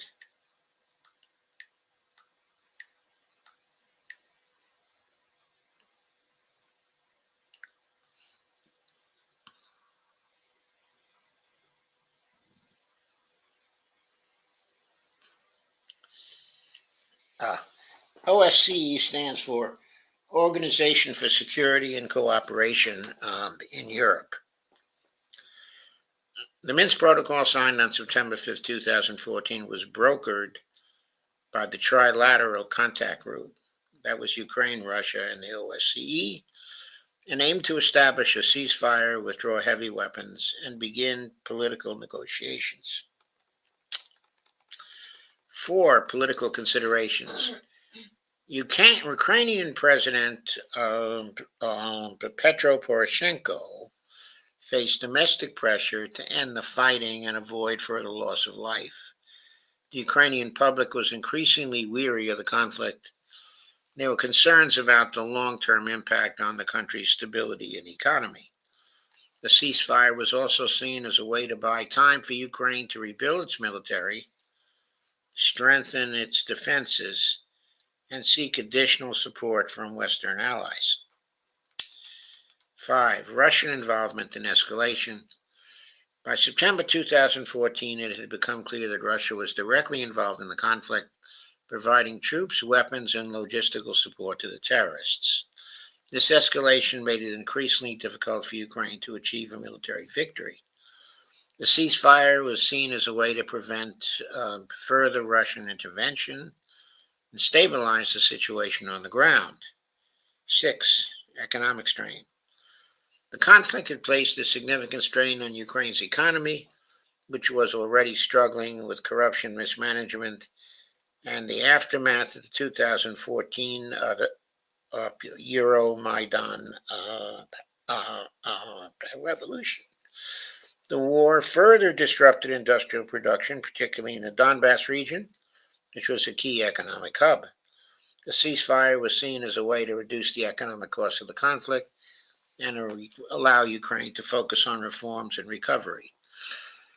Outcome of the September 2014 ceasefire. The ceasefire was established by the Minsk Protocol in September 2014, was fragile and frequently violated, predominantly by Ukraine. While it temporarily reduced the intensity of the fighting, it failed to bring a lasting resolution to the conflict. Ultimately, Ukraine's decision to seek a ceasefire in September 2014 reflected the harsh realities of the conflict and the need to prioritize humanitarian concerns, stabilize the situation, and seek a diplomatic solution. However, the underlying issues driving the conflict remained unresolved, leading to continued violence in the years that followed. Ukraine sought a ceasefire in January 2015 due to escalating violence and also significant military setbacks in the ongoing war in the Donbass region. The initial Minsk Protocol, signed in September 2014, aimed to establish a ceasefire and resolve the conflict through measures such as decentralization and monitoring of the border. However, by early 2015, this agreement had collapsed entirely as fighting intensified, particularly after Russia's victory at Donetsk International Airport and its renewed offensive on Debaltseve. Facing heavy losses and mounting international pressure, Ukraine sought to prevent further military defeats and stabilize the situation. The renewed push for peace talks culminated in the Minsk II agreement, signed on February 12, 2015. This agreement included provisions for an immediate ceasefire withdrawal of heavy weaponry, prison exchanges, and constitutional reforms granting autonomy to parts of Donbass. Ukraine's efforts were also driven by the need to avoid further destabilization and garner international support by portraying the Russians as the aggressors. Western boosters of Ukraine ignored the Ukrainian army's repeated shelling of civilians in the Donbass. The Minsk II agreement was a package of measures aimed at resolving the conflict in eastern Ukraine between Ukrainian government forces and Russian-backed separatists in the Donetsk and Luhansk regions. Russia played a key role in the negotiations, but was not the principal signatory. Instead, the agreement was between the Ukrainian government and the leaders of the Donetsk and Luhansk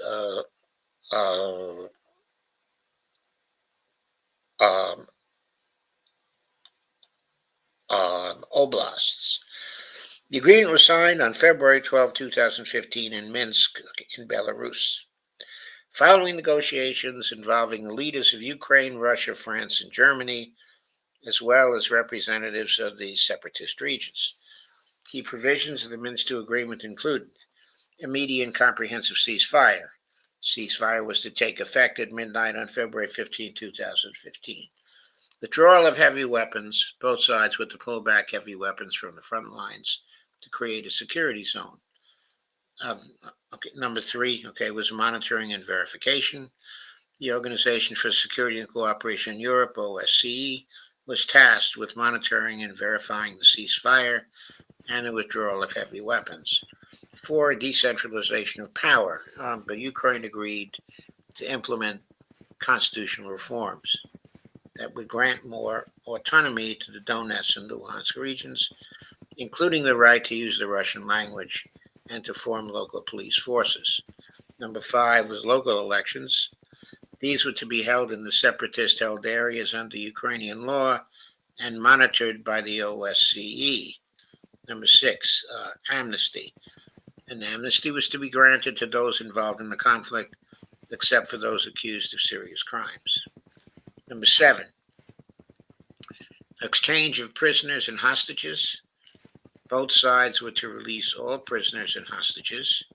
Number eight, humanitarian assistance. Humanitarian aid was to be allowed into the conflict zones. Number nine, a restoration of economic ties. Steps were to be taken to restore social and economic ties between the conflict-affected areas and the rest of Ukraine, including the reinstatement of banking services and payment of pensions. Number 10, withdrawal of foreign troops and mercenaries. All foreign armed formations, military equipment, and mercenaries were to be withdrawn from Ukrainian territory. Despite the agreement, the conflict in eastern Ukraine continued, with frequent violations of the ceasefire and ongoing hostilities. The implementation of political aspects of the agreement, particularly decentralization of power and local elections, has been a contentious issue, with both sides accusing each other of failing to fulfill their commitments. Only later did the world learn that the German and French leaders viewed Minsk II as a ploy to buy time for Ukraine to build its military strength. In an interview with Die Zeit in December 2022, Merkel stated that the 2014 Minsk agreement was an attempt to give Ukraine time. It also used this time to become stronger. As you can see today, the Ukraine of 2014-2015 is not the Ukraine of today, unquote. And French leader Hollande concurred with Merkel's statement. During my meeting with Russian Foreign Minister Lavrov, says Larry Johnson, I was accompanied by Judge Napolitano and Mario Nufal.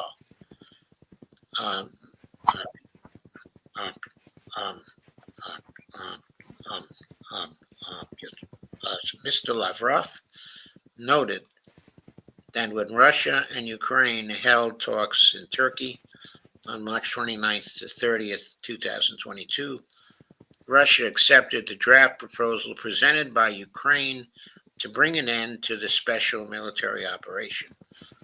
As a gesture of goodwill, Vladimir Putin ordered Russian troops to withdraw from their positions north of Kyiv, Okay, but Vladimir Zelensky, facing pressure from Joe Biden and Boris Johnson, rejected his own government's proposal and opted to continue the war. To say that this left a bad taste in the mouths of the Russian officials is a mild understatement. These three reversals by Ukraine, when it came to negotiated ceasefires, has convinced the Russians that a ceasefire is no longer a viable option for ending the war. That is why Vladimir Putin laid out new conditions in his speech on June 14th, 2024, to senior officials of the Russian Foreign Ministry. That is Russia's non-negotiable position now. If Ukraine refuses to accept those terms, Russia will dictate tougher ones via the battlefield. And I'm sure they will. Larry says, I did 3 podcasts today. The first was with Garland Nixon, the second with Nima, and I ended the day with the judge, and Ray McGovern, as he usually does on Fridays, by the way. And here is the video with Nima, which was a very good one. I watched a part of that. And here is his interview with the judge. Or actually, it was he and Ray interviewing with the judge. I haven't seen that yet. And then the other one, Middle East missile power and EU crazies versus Russia. That was the one with Garland Nixon. I didn't see any of that. I'm sure those all are very interesting videos. Mhm. And I commend them to you. Now, let's see. Our attendance keeps getting heavier tonight. That's good. I think that's good. There have been no more comments. Last comment was the one by Friar Steve. So, in the absence of comments, unless you have any further comments to make, Dee? You don't know what to say anymore. And the one thing too, because I read up about with somehow Europe is looking to. They're talking about military strength and 5 years of war, and you don't know where people are coming from. Europe's thinking they're going to have this 5-year battle, this 5-year war with Russia. It's just absurd. Okay, so I have a little comment here from Mirko. Mirka, I guess it is Merca. Okay, I don't know who you are, but he says, "Hey Joe, could I feature your stream and talk to you about Ansarallah and tariffs?" Well, okay, I think so, but if you get to me offline, or in the comments, I will leave my email address for you here. We can start communicating, by email, and I can see what you do.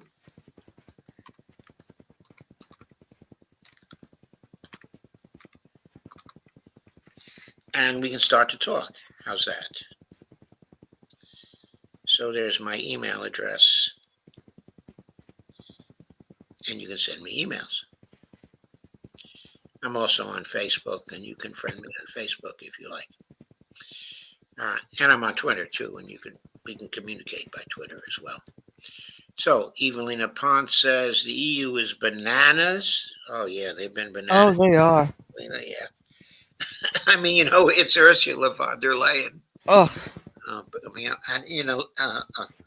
Annalena Baerbock. She's nuts too. And there are a few others who are nuts also. I think the person from Finland, Kallis, is kind of nuts. Mirka says, yeah, we're following each other, no problem. I will send you a DM. Okay, great. Okay, DM is fine. Okay, so Let's move on. Yeah, let's move on to the final piece. That's a great piece, by Mike Brock. I'll put it up for you, D, and let me see. I may have to expand the type. Yeah, I'll expand the type for you so you can see it better. It's also in very light type, so I will Yes. try to make it as visible as possible. Yeah. Notes from the circus. Well, that's what it feels like. It's a circus. Okay, should I make it still bigger? That's fine. Okay, yeah, that's good. The acceleration of institutional breakdown in America Okay, has before we reached. start, let's do the title first. Okay. Okay. How does this end? When institutions fail, what comes next? This is by Mike Brock, March 20th, 2025. Okay, and here is a picture of an institution in the U.S. Capitol, the U.S. Yeah. Congress. Okay, Okay. The acceleration of institutional breakdown in America has reached a point where we must confront a sobering reality. The constitutional system, as designed, may no longer possess the internal mechanisms to save itself. When judges face impeachment threats for ruling against the administration, when court orders are openly defied, and when Fox News hosts declare that a president, quote, doesn't have the luxury of following the law. We've moved beyond policy disagreements to questionings whether law applies to power at all. I think that opening paragraph is very significant in terms of describing where we are right now. Right, and when it comes to Fox now, but if a Democrat is in office, he must follow the law, right? He He or must follow she. the law. He must follow the law. Yes. Okay, but when a Republican is in office, the Republican doesn't have the luxury, okay, of following Yeah, the law. Okay, the question arises: will Fox News follow the law? right, If the president doesn't have to follow the law, do any of us have to follow the law? right. Of course, the people have come to believe the president is a special privileged character. Okay, please go on, D. The traditional American narrative assumes our institutions are self-correcting, that checks and balances naturally restore equilibrium when power overreaches. But this theory assumes all actors accept the legitimacy of those checks and balances. What happens when they don't? What happens when power simply refuses to be balanced? We are witnessing the answer in real time. Institutional capture, norm erosions, and the systematic dismantling of accountability mechanisms. The Department of Justice, Department of Homeland Security, and significant portions of federal agencies are being transformed into instruments of personal power rather than constitutional governance. Meanwhile, Deutsch stands as a parallel government structure, implementing radical changes without congressional oversight or judicial review. A particularly dangerous dynamic is now in motion, the quote, point of no return for key figures in the administration, as Elon Musk, Trump family members, and others become increasingly implicated in potentially illegal activities. Their incentive to preserve democratic processes diminishes proportionally. The more their personal, legal, and financial survival depends on maintaining power, the more willing they become to take extraordinary measures to keep it. I think that paragraph is also very important. Oh, it is. The more those in power do legal things, the less their incentive to preserve democracy is. So how does this end? Three interlinked forces represent the most likely path toward preserving constitutional governance, though none functions within, quote, regular order as traditionally understood. The first is institutional resistance. While many institutions have been compromised, pockets of resistance persist. Korea civil servants, military leaders committed to constitutional oaths, and judges willing to rule against power despite personal risk represent the first line of defense. This resistance does not function through formal channels. Those are increasingly captured, but through what might be called, quote, constitutional guerrilla warfare. Selective noncompliance, strategic leaks, and informal networks maintaining democratic practices despite official pressure. The military's continued neutrality remains the most critical institutional barrier to further scale authoritarianism. Unlike other agencies, the military's culture of constitutional fidelity runs deep, and its leadership has maintained distance from partisan pressure. But this cannot be taken for granted. Targeting appointments and pressuring campaigns could erode this independence over time. The second force is civil society mobilization. While institutional resistance weakens, civil society must strengthen. Mass mobilization, whether through protest, strikes, or coordinated action, creates course for authoritarian overreach that cannot be ignored. This goes beyond traditional partisan activism to broad cross-ideological defense of basic democratic principles. I think these paragraphs here are very significant. They are. The one about, of course, the military is very, very important. Okay, if the military continues with its, if it continues to be faithful to the oath, okay, the military people take, then that will present a real barrier to finalizing the dictatorship. Okay, because the military may not continue to be neutral at all when it sees constitutional norms being violated. It may at some point decide to take a hand in favor of democracy. In other words, military coups can take place that will depose a dictator. We've seen this happen from time to time. Compared to other militaries, in the world, I think the oath of office is taken very seriously by military people, okay, in this country.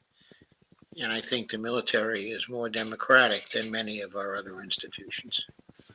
So this could be very, very important. Of course, we're starting to see the mobilization of civil society now in such things as the oligarchy tour of, Bernie Sanders, and AOC.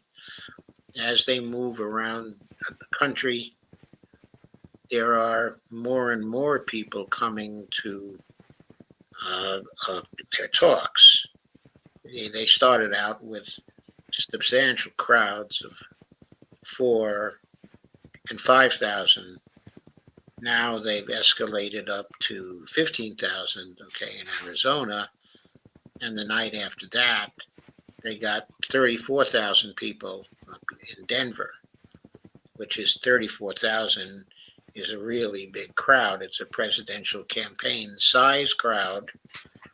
It's a crowd that Joe Biden never got in his campaigns.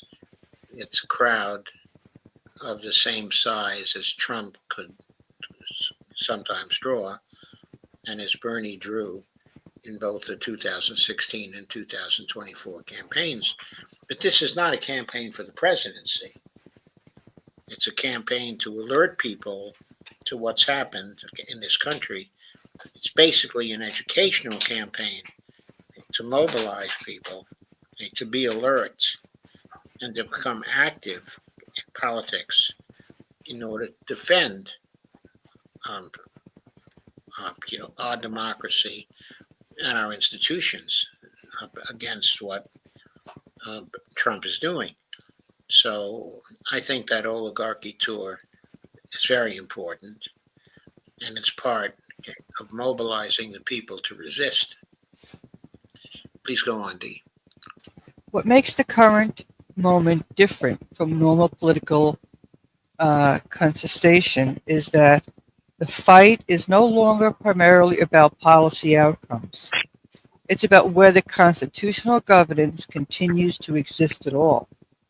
This creates the potential for unusual coalitions of traditional conservatives committed to institutions, progressives worried about rights erosion, and business interests concerned about stability. Okay, I think I agree with that paragraph to a limited extent, but I also think that the very negative kinds of policy outcomes that we are seeing from the Trump administration, is strengthening the mobilization that we see. In other words, people are getting excited by the very negative outcomes that they are seeing, and they want to do something about them. Okay, now Bernie, K, and AOC are trying to stay away from saying this is partisan, and they're talking about the oligarchy, okay, and the development of the oligarchy, and what the oligarchs are doing to constitutional governance. Okay, all that is right, but they're also talking about what the oligarchy is doing to policy outcomes, and why people are having such a tough time here in the United States, why their life is worse, and their tour is tying it to the oligarchy and to the operations of the oligarchy. And of course, they're also tying the developing dictatorship to the operations of the oligarchy. Okay, so I think the role of policy outcomes in mobilizing people is also becoming very great. And it doesn't necessarily favor the Democrats completely. Both Bernie, K, and AOC talk about some of the Democrats being involved with the oligarchy, and pointing to the fact that it's not all about just the Republican Party being in favor of the oligarchy, that there are too many Democrats who are acting to serve the oligarchy also. So they are trying to depoliticize it to that extent, but there is some degree of politicization in it, okay, in the sense that I think they're presenting the Democratic Party as the lesser of the two evils, certainly. Anyway, please keep going. Mobilization alone cannot restore constitutional order, but it can make authoritarianism costlier and provide critical support to institutional resistors facing immense pressure. And of course, this is very true for the Congress in terms of strengthening institutional resistors inside of that body, both in terms of Democratic Party resistors and Republican Party resistors. We don't see much resistance at this point, from the Republican Party. But if mobilization causes resistance in the Republican districts, as I think it's beginning to, because the policy outcomes are very bad from people in both the red states, K and blue states, then you get pressure on the Republican Congress members, and their spine is stiffened to resist, what Trump is doing. Please go on. The third force is international pressure. The United States does not exist in isolation. Its democratic health affects global stability, security alliances, and economic relations. As democratic erosion accelerates, international actors have increasing incentives to apply pressure for democratic restoration. This pressure takes multiple forms: diplomatic isolation, economic consequences, intelligence community cooperation with democracy defenders, and strategic support for pro-democracy forces within the United States. While foreign intervention in U.S. affairs raises legitimate concerns, so does a nuclear-armed superpower falling into authoritarian chaos. Canada's response to Trump's hostile posture and tariffs represent an early example of this dynamic. Rather than capitulating to economic pressure, Canada, under Mark Carney, has shown remarkable resolve in maintaining democratic principles while imposing targeted countermeasures. Yes, I think this is true. Yes. And I think the resolve started with Trudeau, who responded to Trump also Right. in various creative, and effective ways when it came to counter tariffs, and retaliating. I think both have done a very good job so far. If these three forces fail to check authoritarian consolidation, darker possibilities emerge. We might see true institutional collapse, where key democratic institutions cease functioning as independent entities, becoming mere extensions of executive power. Elections might continue, but would be manipulated to ensure predetermined outcomes. Courts would make politically determining rulings. Media would be effectively controlled through legal harassment, ownership changes, and direct intimidation. Or we might face a constitutional crisis, a direct confrontation between branches of government, leading to a legitimacy vacuum, with competing power centers each claiming constitutional authority. This could involve disputed election results, military interventions in civilian matters, or state governments refusing to recognize federal authority. Most disturbing is the possibility of widespread violence, where political violence moves from isolated incidents to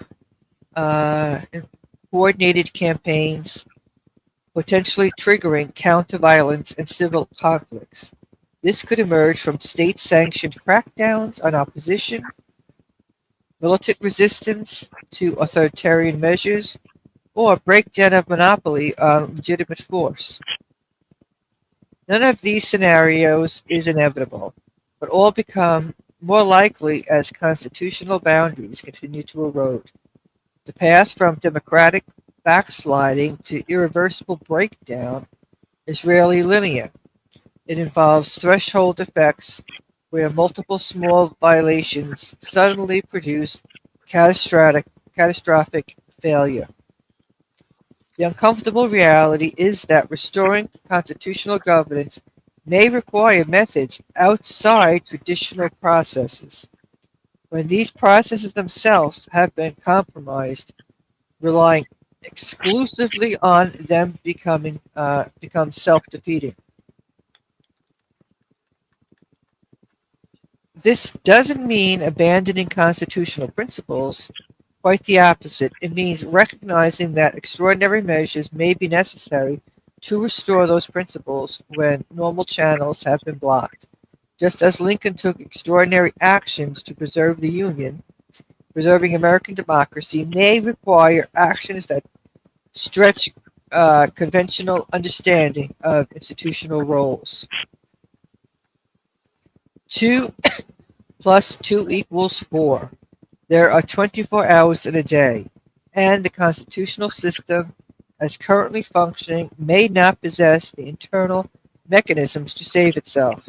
This isn't defeatism, it's a necessary recognition that preservation of constitutional democracy may require strategies beyond those envisioned by the framers for a system not yet captured by authoritarian forces. The end of this story hasn't been written, but understanding the gravity of our situation is the precondition for writing an ending in which American democracy survives, however transformed by the crisis it now faces. Every nation gets the government it deserves. Joseph de Maistre. The final quotation. Yes. I think this is pretty deep as a think piece I think so too. in terms of, telling us where we are when it comes to, preserving our democracy. And I don't even know if I would say preserving our democracy because I think It's been lost.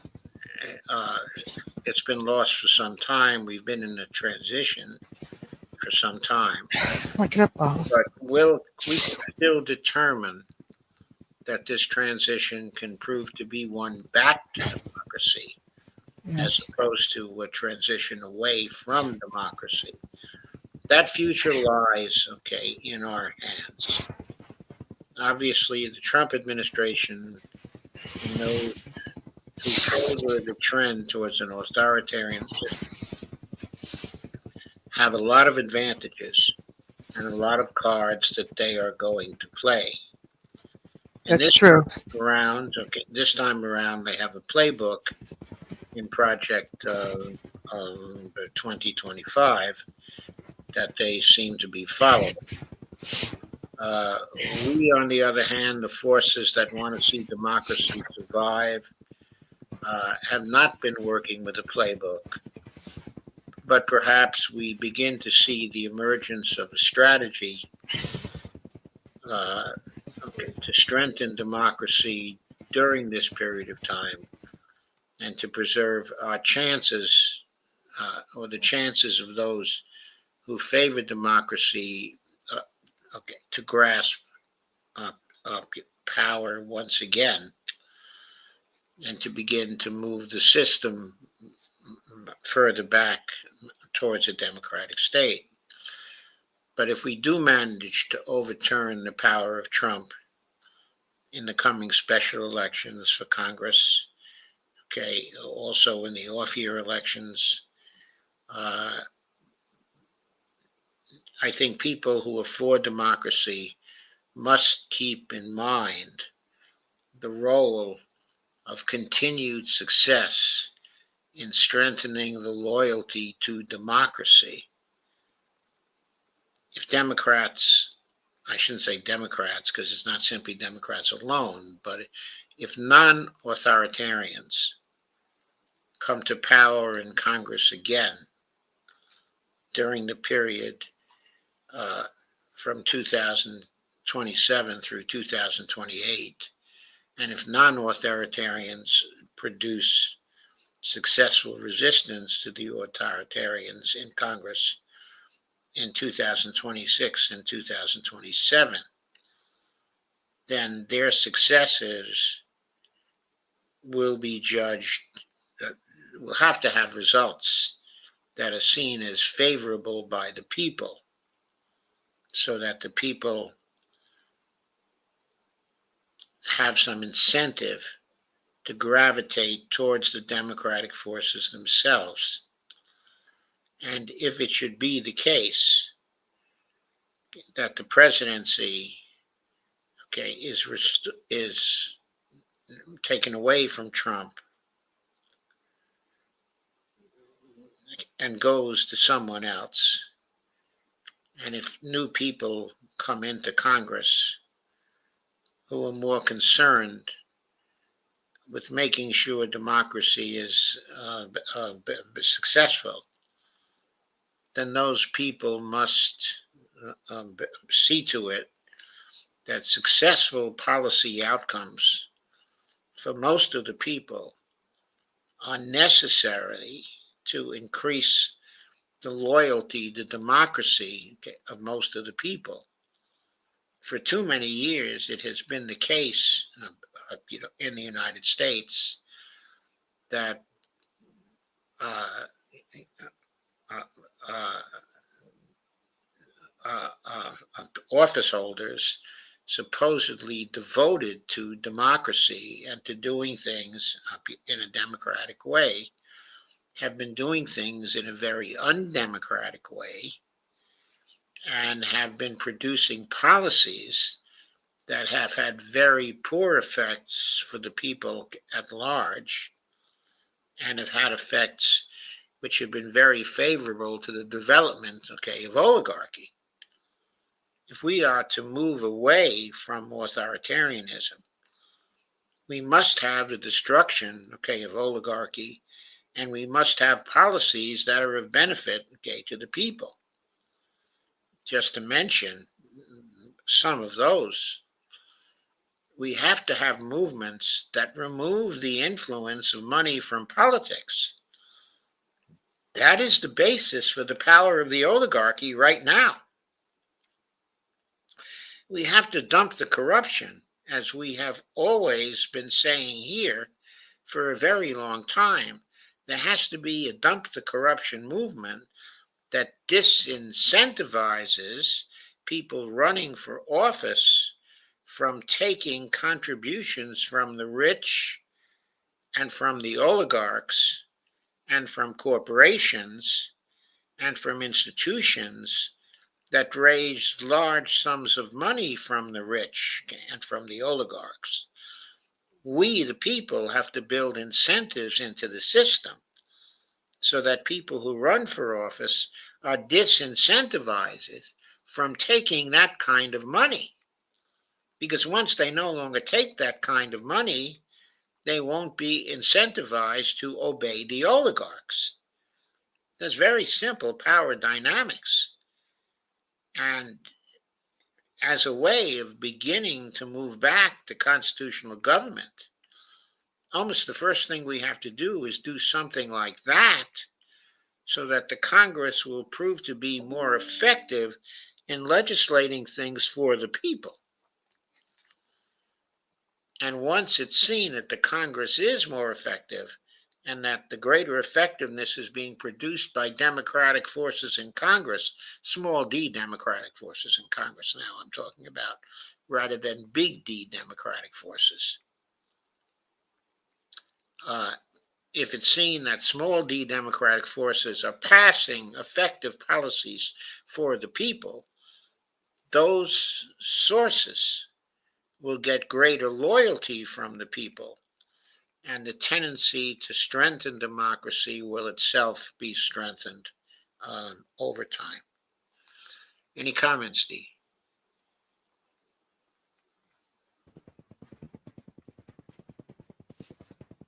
Well, when I was reading it, I was thinking, we're just a lot's being challenged right now, and how people stand up, and how the different branches of government react. The media itself, are they going to be telling people enough? There's just so much manipulation around, but it is important for people to be very, very aware. And as you've said, you've had so many campaigns to dump the corruption. We've talked about it, and we've, tried to get a movement going. Maybe this is the time, we don't know. Somehow people fall back into, I'd like to see change, but maybe this will be the thing to do it.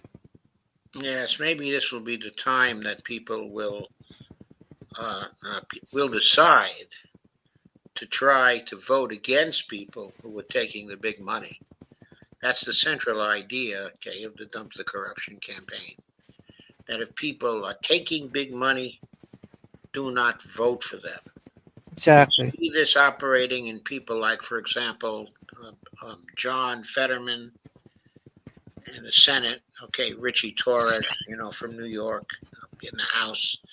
These people are taking big money from lobbies that are very important and acting with strong loyalty to these lobbies. They must be defeated. But of course, it's a difficult choice if you have a John Fetterman who's running again for the Senate in Pennsylvania, and you have a Republican who's running against him who's just as bad. Then you have a situation where you have to dump them both, and then you're going to have to take a chance on third party people, and nobody wants to take a chance on third party people. That attitude has to change. That attitude has to change because people who are competently following the orders of the oligarchs, their competence is not an advantage, it's a disadvantage.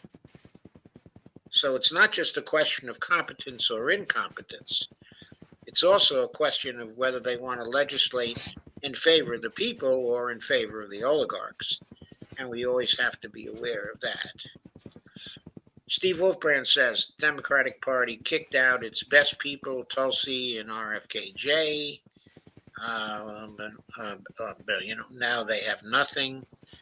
I think there's much truth in that, Steve Wolfbrand. I think those people were basically good people, and if they hadn't received such opposition inside of the Democratic Party, they may have developed in an entirely different way. I mean, now obviously they've both been just trying to find a way to contribute in a positive way towards the Republic, and finding no opportunity in the Democratic Party to do that, they have gone to Trump. Anyway, I'm not going to say much more about it, than that. The Earl of Earl says that's Steve Wolfbrand. Meanwhile, they're campaigning with Kissinger and the Cheneys. Well, they're not campaigning with Kissinger anymore, Earl, because Kissinger's dead. Okay. But they have been campaigning with the Cheneys, yes. Steve says, Earl, right. Friar Steve says, I have a conspiracy theory for you. Justice Scalia exchanging individuals having firearms, okay, instead of militia, state arms has made it easier to devise us as a people. We need a federal, well-regulated militia system, not individuals clinging to their Bibles and guns. Well, I think there's something to that, Friar Steve, but people are clinging to their Bibles and guns because they've become afraid. There are a lot of reasons why they've become afraid. Some of those reasons involve the gradual destruction of our educational system over a period of time. Friar Steve says 21 days until Passover 2025. They have a red heifer and meets the criteria. They're hiding the truth. Only one will die. The rest are safe. L. Stephen Day says, hashtag dump the corruption. Thank you, Steve Day. Friar Steve says Elon is buying votes, okay, in local elections. Yes, and a dump the corruption orientation can stop the buying of votes. He's buying votes in favor of Republican candidates. People should take that as a reason to vote against the Republican candidates. Not optimistic about democratizing forces succeeding in Congress. If I remember correctly, 2 progressives were primaried. Didn't last long. Yeah, I understand. They were primaried and they were beaten because there were huge contributions against them. This was certainly the case with respect to Cori Bush. And it was also the case with respect to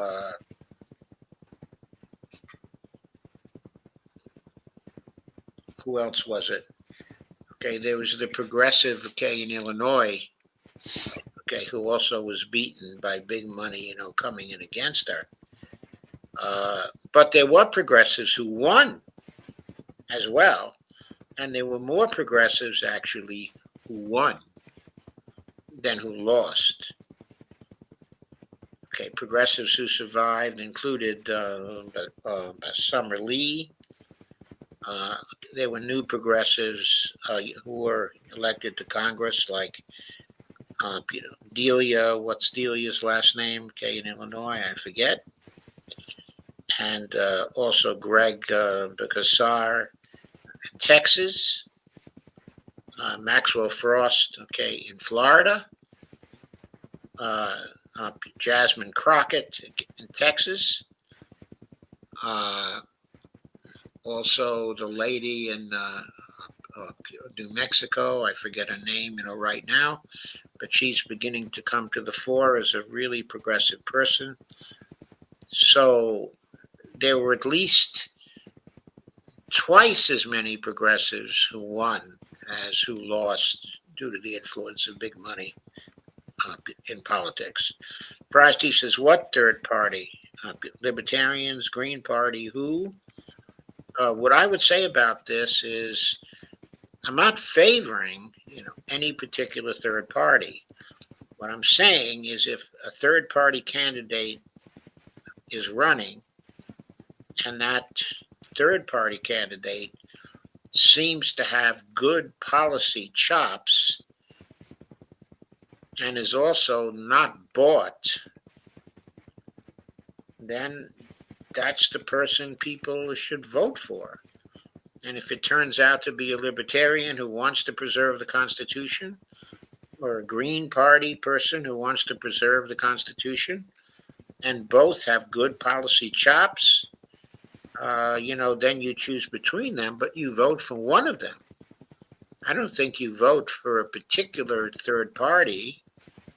You can vote for Working Families Party people, perhaps, but it should be based on the quality of the candidate and whether the candidate is taking big money or not taking big money.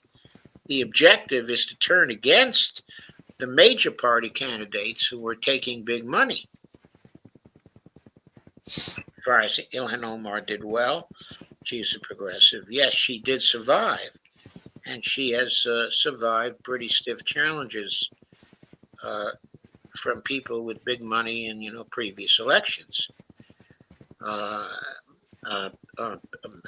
So has AOC survived.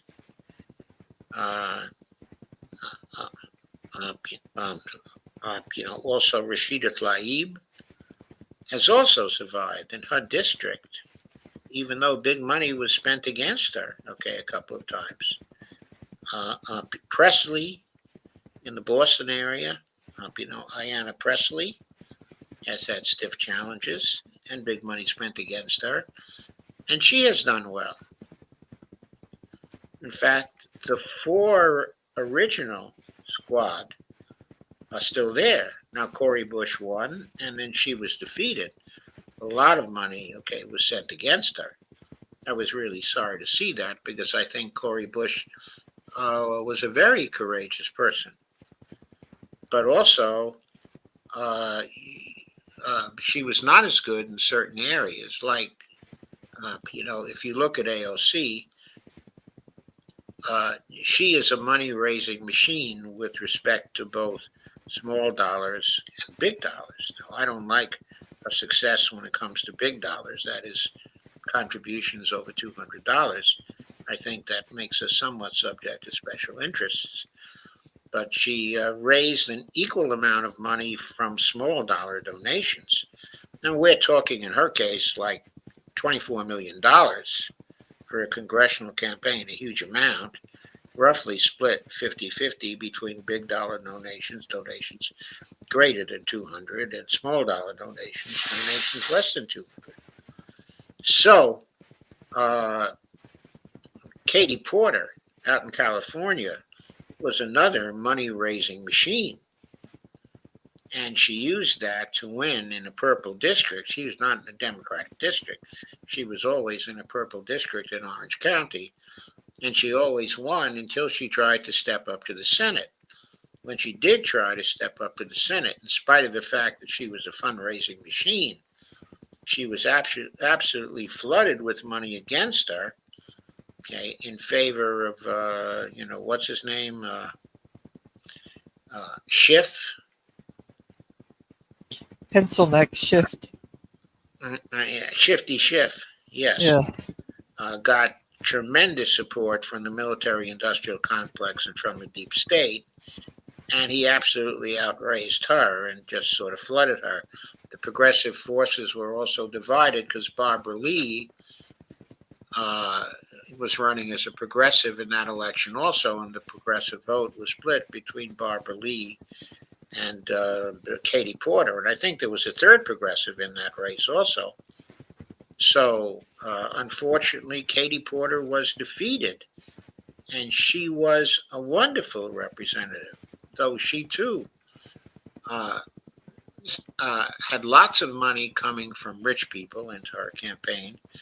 Also, lots of money from people making contributions of $200 and under. Her fundraising was just about 50-50 between those two categories. I don't think Katie Porter took any money from corporations. I don't think AOC is taking money from corporations. So both of them did well in that respect. But a lot of well-off people from the middle class were contributing to both Katie Porter's campaign and AOC's campaign. By the way, both AOC and Katie Porter raised, if I remember correctly, between $24 million and $26 million for their last congressional campaigns. Huge money raising for someone who was running for Congress. Frosty says, I'd like to see Katie Porter for California governor. Me too. I would love to see her for California governor. I mean, she would probably pass single payer in California. You'd finally have a governor really in favor of single payer in California. I would really love to see that. That would be absolutely wonderful, Friar Steve. Absolutely wonderful. Anyway, I think it's time to say good night. Okay, it's 11:39. I hope you appreciated this particular stream. We do have very large attendance here now.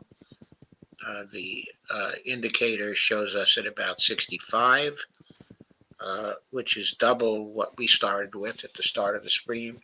That's also a very good trend. I will be back on Tuesday.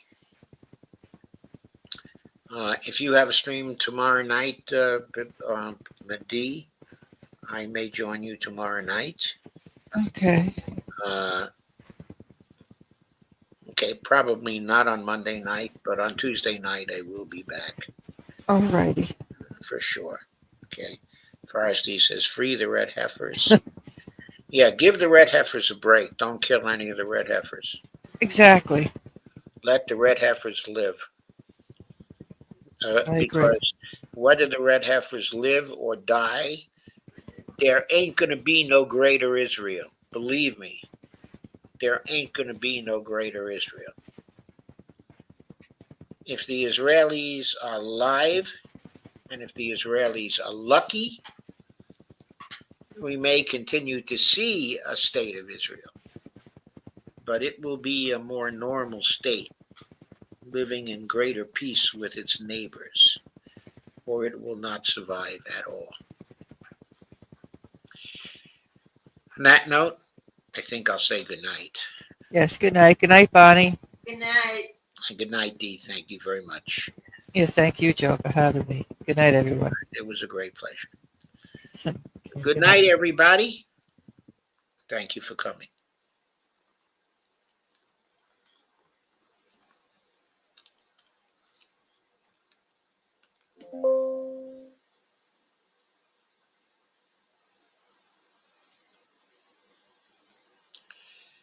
I guess I have to end the stream.